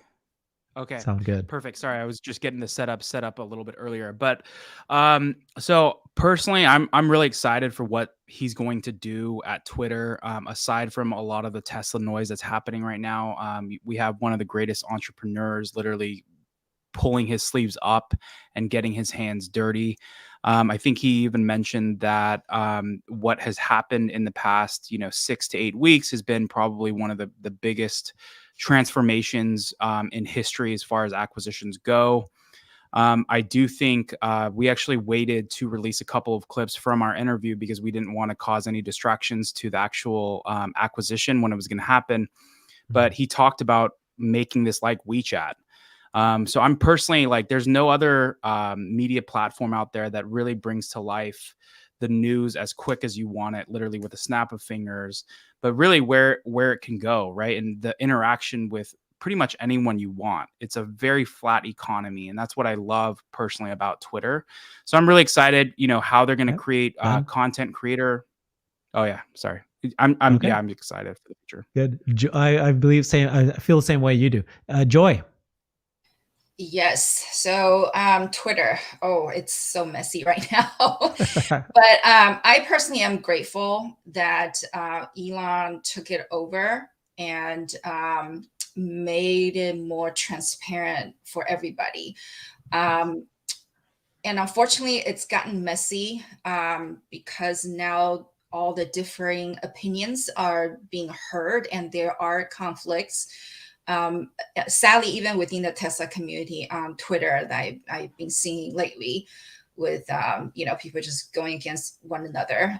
But it reminded me of our national model, which is out of many, one. So Twitter is going to be the public square for a lot of people to voice their opinions, whether you agree with it or not. But I hope that people will be respectful of one another. But personally, I do feel that Twitter has been a distraction for Elon. And I'm glad that he is going to have someone else take over Twitter so that he can go back and focus on Tesla and SpaceX and his other ventures. Thanks. Okay. James. I think Twitter's not the real world and it gets too much attention. And I think that what people say doesn't matter as much as what they do. It would be nice if we paid more attention to things that are happening in the real world, like what is happening at Tesla and what is happening at SpaceX and what's happening at Neuralink or the Boring Company or the companies that are out there like doing stuff. I don't want to say that communication doesn't, that it's not relevant or it doesn't have its place, but it gets an outsized slice of people's attention. And I find it kind of ironic that the Tesla community has been accusing Elon of being distracted by Twitter when, from my perspective, it seems like it's the Tesla community that's been distracted by it. Okay, perfect. Ellie. Twitter. I think Alexandra said it best, is that, the other platforms kind of feel boring now. I've been using social media for a long time, and this is the most I've ever used Twitter. I was kind of doing that before Elon took over, but definitely now it's like, it is kind of a mess, but I'm also on it probably too much. But I would like to see someone like maybe Mr. Beast step in, and I know that he volunteered to be CEO, so he might be a little crazy for that, but to see Twitter become a creator economy and more incentives for people that are full-time creators on YouTube to be on Twitter. I think that we're going to see a lot of changes in 2023. And I think Mr. Beast would be a great fit for that role, because he just obviously knows so much about YouTube and what users and creators want in a platform. So, yeah. All right, thank you. Jordan? Oh boy, there's a lot of different aspects to this. So I wrote down three aspects. The first is Elon's time at Twitter affecting Tesla's ability to execute? From my perspective, no. Now, as a platform, I saw WeChat a decade ago, and it seemed like it was so much better than anything we had, like in the US. So it's high time we finally had a comprehensive social media platform that can perform a lot of different functions, and I think it's going to be an exciting business to watch. Now, in terms of the broader societal impacts, I think it's going to be one of the most important things that Elon did, because there was, at least from my perspective, there was a monolithic narrative forming, and on a lot of different topics, and I feel like that was suffocating discussion on a lot of things, and it's uncomfortable when the Overton window has to reopen a little bit. But I think overall it's a very positive thing. So I'll leave it at that. Okay. Didn't you have a third thing, or you? Oh, those are three. There's like in relation to Tesla as a platform itself, and then society. Okay. Earl, I guess you have nothing to say about Twitter, right? I just downloaded it. It's a pretty cool app. Giving it a try. Okay, can you hold yourself to 1 minute on Twitter? Go. Yeah. Anything you want. You already had your conversation with Elon, well, so I think Twitter has gone exactly how I feared it would go, where it's kind of a disaster. Any guidance counselor would not have suggested social media CEO for Elon. He's an engineer, and there's a lot of social nuances that it's just been the struggle that I've expected. But like I also said when he took it over, I'm excited to see what he does with the platform. The guy's a success, and he's probably going to do really cool things with it. And this beginning part will pass. I think we'll move from the look at all the bad things the last people did to here's what I'm going to do better. So I'm waiting for those days, but it's got to be a net positive for Tesla. I mean, he owns a great social media platform, so I think in the end it'll be good. Yeah. Jeff, did we get to you, or did we skip you? No, can you hear me okay better now? Yeah, better. Yeah. Oh, okay, good. No, I do have three things. One is I agree with Ellie's, like you almost need a product CEO, like someone who's really focused on the product, can connect with consumers, can connect with advertisers, and then you actually need someone kind of running the business and engineering side. And if you can't find one person to do both, you may be better off getting the best person for each of those, and then kind of Elon can go into more of a chairman role and step back as soon as possible. So the earlier that happens, I think the better. I am excited. I mean, I know some of the changes and some of the rhetoric isn't great or perfect, but it's to me it's going to a place. It's not there yet, and I'm excited for the fact that, as Jordan said, we don't have this one kind of like monolith discussion. It's kind of more opened up. So I think that's good. I think the effects that that's going to have on other social media platforms is what's going to be really exciting, because I think others can't just continue doing what they've been doing up to this point. And then the final thing is, I think the power of Twitter, I mean, it brought this whole community together, and it kind of, even if we're kind of going back and forth each other, we don't agree and we disagree on topics, it's still kind of every day we kind of come back together and collect on this forum. So I think it's actually a good thing. Yeah. I'm actually very, very optimistic. And I think that Twitter, Elon just said that Twitter is going to be very beneficial to Tesla and Tesla investors. We don't know how it's going to happen, but I think that that's going to happen. And so while we're suffering right now, because Twitter was a real reason why the stock fell in the last 2 months, I think it's going to pay back to us eventually. So I'm very confident about that. And also now I'm starting to see all the different things that Twitter is able to do that's going to be very beneficial to society and the things that he's promising that is going to happen. I can't wait for X.com to come, the X app, the everything app, and it's going to make our life better. We can't see it right now, and certainly there's been growing pains, but I think it's going to be really good. Okay. So let's kind of like open it up. Anybody can ask anybody questions. We got 15 minutes. Let's just have a chat. Anything you guys want to talk about? I thought for sure we were going to talk about Cyber Rodeo. What? That happened like 8 months ago. So what do you want to talk about? What do you want to talk about? Well, it's called You were Cyber there. Recap. Well, if no one wants to talk about it, I'm not going to talk. Well, I do want to say, though, yesterday I went to the Peterson Automotive Museum here in LA for the Tesla exhibit, and they had the Cyber Rodeo neon sign there. So I took a selfie with it just to kind of, remember. What's that word? Reminisce. Thinking back, reminisce on what had happened at Cyber Rodeo. And then a lot of the things that they had on exhibit there, we actually saw them at the Cyber Rodeo. So it brought back really fun memories for me. So for anyone who is in LA area or plan to make a trip out here, this exhibit runs until October 22nd, 2023. So you still have like 10 months. Highly recommended. It's very well curated. It talks about the advancement, like really the history of Tesla, the history of Elon.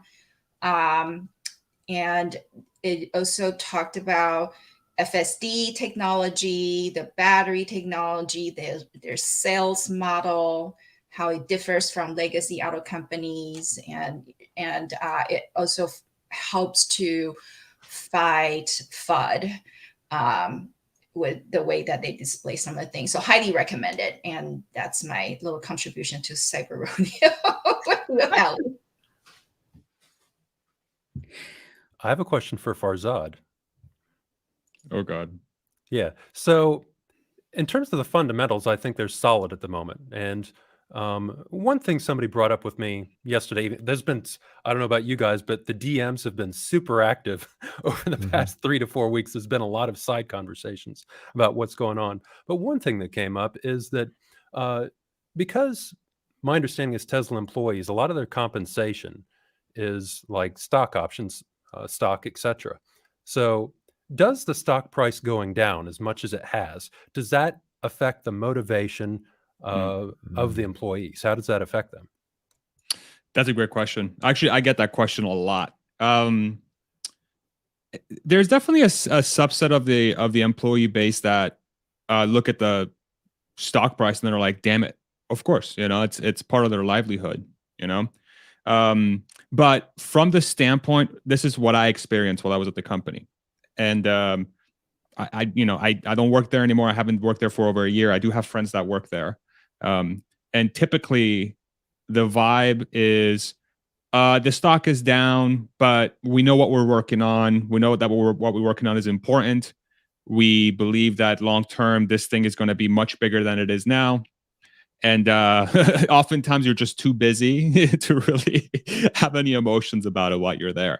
And the work is so stimulating and it feels really important and big and difficult and challenging that it takes up so much of your mental space that the stock price, even though I'm sure the last few weeks have been very challenging for some, for sure, especially if you're not an employee at the company and you have a lot of of your net worth or a lot of your ability to operate as a human being from a financial standpoint, if it's tied to it a lot these last few weeks and months, it's super emotionally draining. I concede that 100%. But I think most employees just really don't care, and long term, because they're so confident that it's going to work out. But I'm sure it's like back of the head, they're like, oh, this kind of sucks. This kind of sucks. But at the same time, the really cool thing about working there is if you overperform and you do great, you get bonuses in stock. You're able to buy the employee stock purchase program at 15% off on a much lower price, right? So there is a benefit to that. In addition to you do have a job and you do have income, right? It's like salary plus stock. So in the end, I don't think it makes a difference, and it allows people that perhaps weren't able to capitalize on, say, 10 or 20x growth back in 2019, 2020. Theoretically, now they join the company, and if the company does what it says it's going to be, which is going to be largest company in the world by market cap, twice, as big as Saudi Aramco and Apple combined, that's 10x from here. So if people go in now and they wait long enough, theoretically, they're able to ride that wave up. So for many that are sad about the time, there's also an equal and larger amount of people that are looking at this situation as an opportunity to get in. And that's sometimes, sometimes we forget about that, but that's absolutely true. And yeah.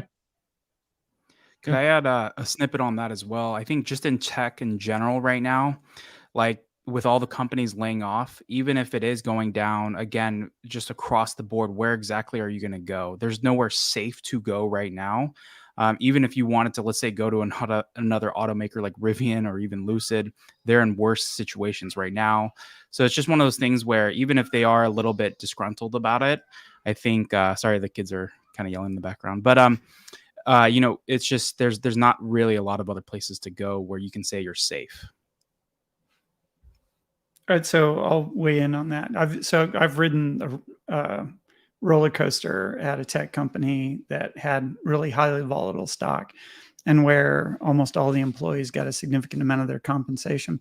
And if you watch the roller coaster over time, I mean, nobody likes in the moment to see the stock price go down, but the way these awards tend to go is that annually you get re-upped. So based on your performance of what your award was going to be, you get a new award, and that new award is reset to whatever the current stock price is. So basically, people on an annual basis are getting new awards.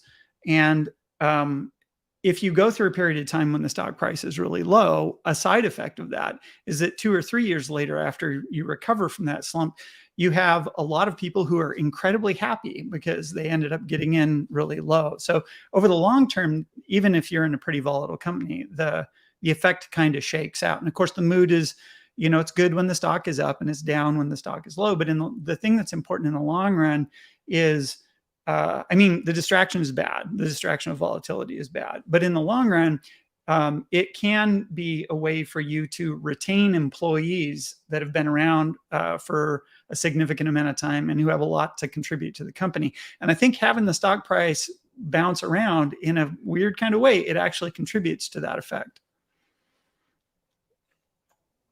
Very cool. I hadn't even thought of that. Oh, and are we going to finish here in 7 minutes, or are we going to go longer? Because I can go longer. But I do want to go back to what Ellie was saying about Cyber Rodeo, right? That was the first time many of us met each other. Although, Ellie, I didn't meet you then, I don't think. But it was a special time, wasn't it? Wasn't it really special? Like, it was like one of the heights. Like, we were still in a high.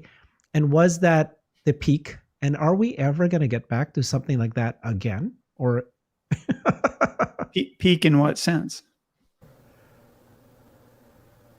Like the social peak for the community? Is that what you mean? Or well, I think so. I mean, who went to Cyber Rodeo, right? I was there, and it was so exciting. It was fun, right? It's like you met each other for the first time, and you've been getting together. We felt like the company was on its way to success and greatness, and nothing's going to stop this thing. And we were all humbled. Well, I feel even more of that experience. Again, you should come to the annual California Tesla owner takeover event. Right. John, when is that?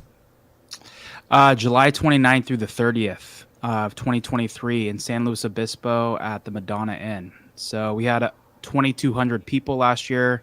A lot of Tesla influencers like yourselves were there as well. So really something to build on, but really, obviously we'll see how they open up the product reveals and things like that. But if there's not something like that, this is a really cool community run event. How do you manage charging, getting everybody out there at the Madonna Inn? I mean, there's some good chargers, but nowhere near enough to service 2,200 cars. It's funny you ask. That's everyone's question. There's literally 60 stalls within 20 minutes. And everyone charges literally at different times. Like there's been no lines the 2 years that we've done it in a row. There's no lines. People just I'll charge Friday night. I'm literally good till Sunday. And then that gets me to the next closest supercharger, and then I'm good. I can attest to that. I went to twice in a row. And I think the first year we were worried about it, and then this year we were worried about it again, but there is no problem whatsoever. That's good to hear. Is the Tesla community being fractured? You know, bulls fighting bulls, because the Qs are winning. I don't know. I mean, having watched this for a while, I'm not under the impression that this is a particularly bad. I mean, going through 2018, 2016, 17, 18, those are really rough. People legitimately thought the company might go out of business. I mean, you could say that people on the Tesla side of thing were more unified because we had this clear external enemy. But I mean, the mood is kind of low right now, but it's not like it's always been better than this, right? It's been really bad in the past too. I think there are two camps in the so-called Tesla community. There's one camp of people that are actually owners that own the car, and we have the experience and we know what the product can do. And then another camp is just straight up investors, or maybe a third camp that has both. But I think, to me personally, my experience has been that there are a lot of straight up investors that are just trying to pump up the stock online. And I think a lot of people went with that, and they kind of lose sight of how the stock market performs and the overall economy goes. It just goes up and down, up and down. It's a cycle. So that a lot of people are frustrated right now. But to me, as a Tesla product owner, I'm fine. I mean, I do have some investment, but I'm not like, I want to go die or like I need therapy, that type of thing. So that's my take on it. Herbert, do you think it's fracturing?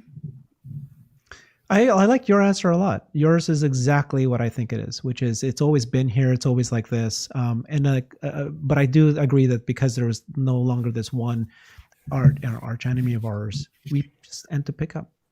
Let's focus back on the mission. Where do you guys think that the world will be in 3 to 5 years because of Tesla? And what is it what drives you to be so passionate about this community?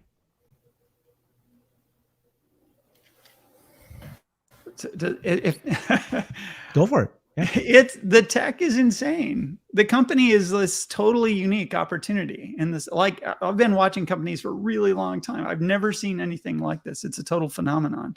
How many companies can you just feel so unabashedly good for? Like once you get on the inside story, and it's going to do great economically. It's going to do great things for the world. As a dork, the technology is insane. And like, I've never seen, there have been companies in the past where I thought that would be a cool place to work because they were working on some cool stuff. I literally have never seen companies where I thought the culture at that company is so good that me as an engineer, like, that's the place I want to work. I want to go work someplace where, the way engineers think and the desire to get something done and to get something out the door and to have it be something important, not just to the bottom line, but that delights customers and that changes their life in a positive way. I've never seen a company with the potential for Tesla. And I'm the most excited about it now that I have, because up until now, you could have had stories. You could have thought, well, it might die. This technology might not work.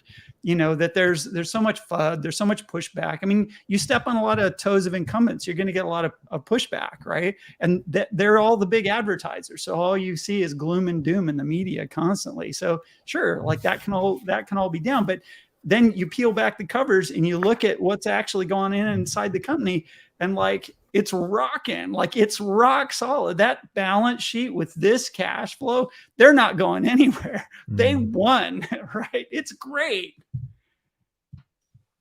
Yeah, and they're not stopping. There's all these other things that they're rolling out. Like, for instance, with when they did the semi delivery a couple weeks ago, the first iteration of the semi that they did well, 5 years ago now, it had 4 motors. Now they've cut back that down to 3 motors because they've increased the power of those motors so much. And then on top of that, they put that clutch dual powertrain into the semi. Just all these little things that they're doing around the edges. It's people tend to focus on 1 or 2 things, and I think people who get caught up in that, maybe it's because there's just so much to track that you can't possibly track it all. But as a side note, I'm interested to see if the powertrain that goes into the semi also goes into the Cybertruck. So like if you're towing a heavy load or something like that, you disengage a couple of the motors and you get longer range. So it might have more range than people expected. But yeah, I don't know if I don't know if that'll go ahead. What's that? I'm not seeing that. I mean, the trick is kind of interesting, but it's not nearly as important in a vehicle like a Cybertruck as it is in the semi. That would be my prediction, is you wouldn't see a straight translation of that kind of thing. Yeah, well, that's I think one of the main reasons why they put the triple motors into the semi was actually to recapture energy rather than for acceleration. So there might be some benefit for the Cybertruck, but I guess where I'm driving with that is I'm just flat out excited about the Cybertruck and the street cred that the relationship between the semi and Cybertruck is going to give to the Cybertruck, because it's probably going to have like the same triple motor powertrain. But anyhow, I'm getting too techie here. I'm getting overstimulated about tech. So Jordan and James getting techie. the techies took over. Let's go back to the mission, though. Anybody else? Ellie and Jeff, do you guys have comments about what you think 2 to 3 years from now? What's the world's going to look like? A lot more Cybertrucks on the road, period. Yeah. A lot more of them, and semis, and hopefully a cheaper Tesla for people like me. A robotaxi? Well, robotaxi, but also just like a cheaper model, right? Isn't that something we're also hoping to learn more about? Would people be excited about a cheaper model? So one of the things about the Cybertruck is the reason it looks the way that it does is it's an attempt to make a really durable but less expensive to manufacture vehicle. So if the inexpensive vehicle ended up being like a little mini Cybertruck sort of sedan version, do people think that would be a win, or would it just be like too weird and you don't think it would succeed? I think it would be. I mean, I think we need to understand how. I mean, I think Cybertruck's going to be polarizing, but I think it's going to do well. I mean, you should look at the pent up demand. Even if half of those or 40% of those go, there's years of demand on that one product line. So it'd be hard to imagine that it couldn't translate into a different form factor and potentially do well. But I think it's probably prudent to see how the truck does. But I think it's going to do well. I think in 3 to 5 years, the story about Tesla is just going to be scale. It's going to be about, because I remember 10 years ago when I'd be in the Bay Area, like, oh, I saw a Tesla drive by. It's pretty interesting, and it was very rare. And now when you go, it's a lot of the cars you see. But still, I'm in the Midwest, and there's a lot of Teslas, but it's still not most of the cars you see, or EVs are not most of the cars. So I think when I think 3 to 5 years about, I think a couple of things. I think scale in hardware. I think scale in like real world AI and the ability to actually capitalize and use that in our daily lives. I'm using, FSD in my cars. I'm using ChatGPT now to do analysis on things. What am I going to be doing 3 to 5 years from now? So I'm excited about the ability to scale both in hardware and, software and real world AI. Mind if I add a snippet on that? Yeah, I think totally agree with Jeff. Really, I think the next 3 to 5 years is going to be all about scale, with Mexico potentially coming online, and Korea, and then also too the continual ramp of Austin factory, Shanghai, and even Berlin. There's just going to be a lot that's going to be happening, and then you still have Buffalo and Sparks, Nevada, all those factories just pumping batteries, cars out.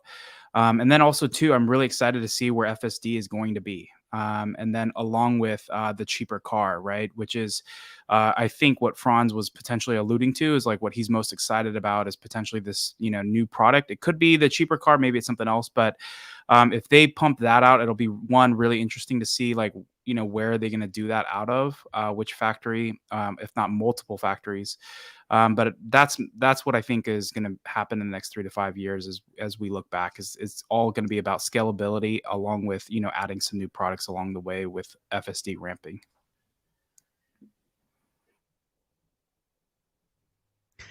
My thoughts are that this is the most consequential company in the world. We are watching history in the making. There's a reason why we are all here as a community, and the community is very large. We actually see a company that's accomplishing what they have sought out to do, which is the biggest problems on Earth, right? There is now clearly accelerating the transition to sustainable energy. Every single car manufacturer is now creating an electric vehicle. There has been significant movements in an energy. There is now going to be the bot coming out, and in 3 to 5 years, that's going to start to show its capability and start giving it a glimpse. And what you guys also said earlier is what gets me so excited was that 3 years ago, no one was talking bots. No one's talking about, I'm blanking on my mind right now, but there's like every single year, there's something brand new that is being introduced. And so 2 to 3 years from now, there's going to be, some sort of VTOL airplane. There's going to be some sort of maybe world hunger. Who knows what Elon himself is going to do? He's very likely going to start a net new company, which he does every 3 years. And each of these companies seem to be progressing and succeeding. And so, this is the most important company in the world, and we are part of it. So I think it's, I'm just very, very optimistic what's going to happen. But any kind of like closing thoughts from everybody? Well, I just want to echo what others have just said about, the next 3 to 5 years. I personally bought this car because of the technology, not because of the environment. So I'm very excited to see what other applications Tesla will,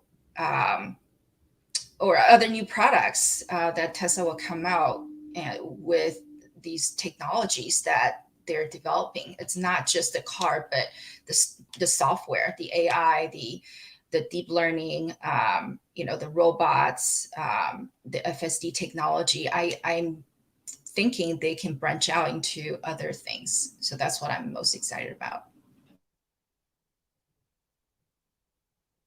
Nobody going to do any predictions? I can't get James to predict. Predict. Well, okay, have to answer me in 10 seconds or less, okay? When is RoboTaxi going to be live? 24, 25. When is a bot going to be sold to a consumer? 27. When are you going to buy Farzad's next t-shirt? Because I noticed you're not wearing his anymore. I still have to give him feedback on the other one. It's a great t-shirt, by the way, Farzad. It's really, no, I paid for that, by the way. I bought that shirt. I tried to send it to him for free, and he ended up buying it anyway. It's very cool. All right, guys. Thanks, everybody. Really appreciate it. Everybody, wonderful. Thank you so much for supporting the Tesla community. We all needed this today. Thank you, Herbert. Thanks, everybody. Thanks. Okay, bye, everyone. Thank you, Herbert. Thank you. Bye. Thanks, everyone. Thanks, everybody.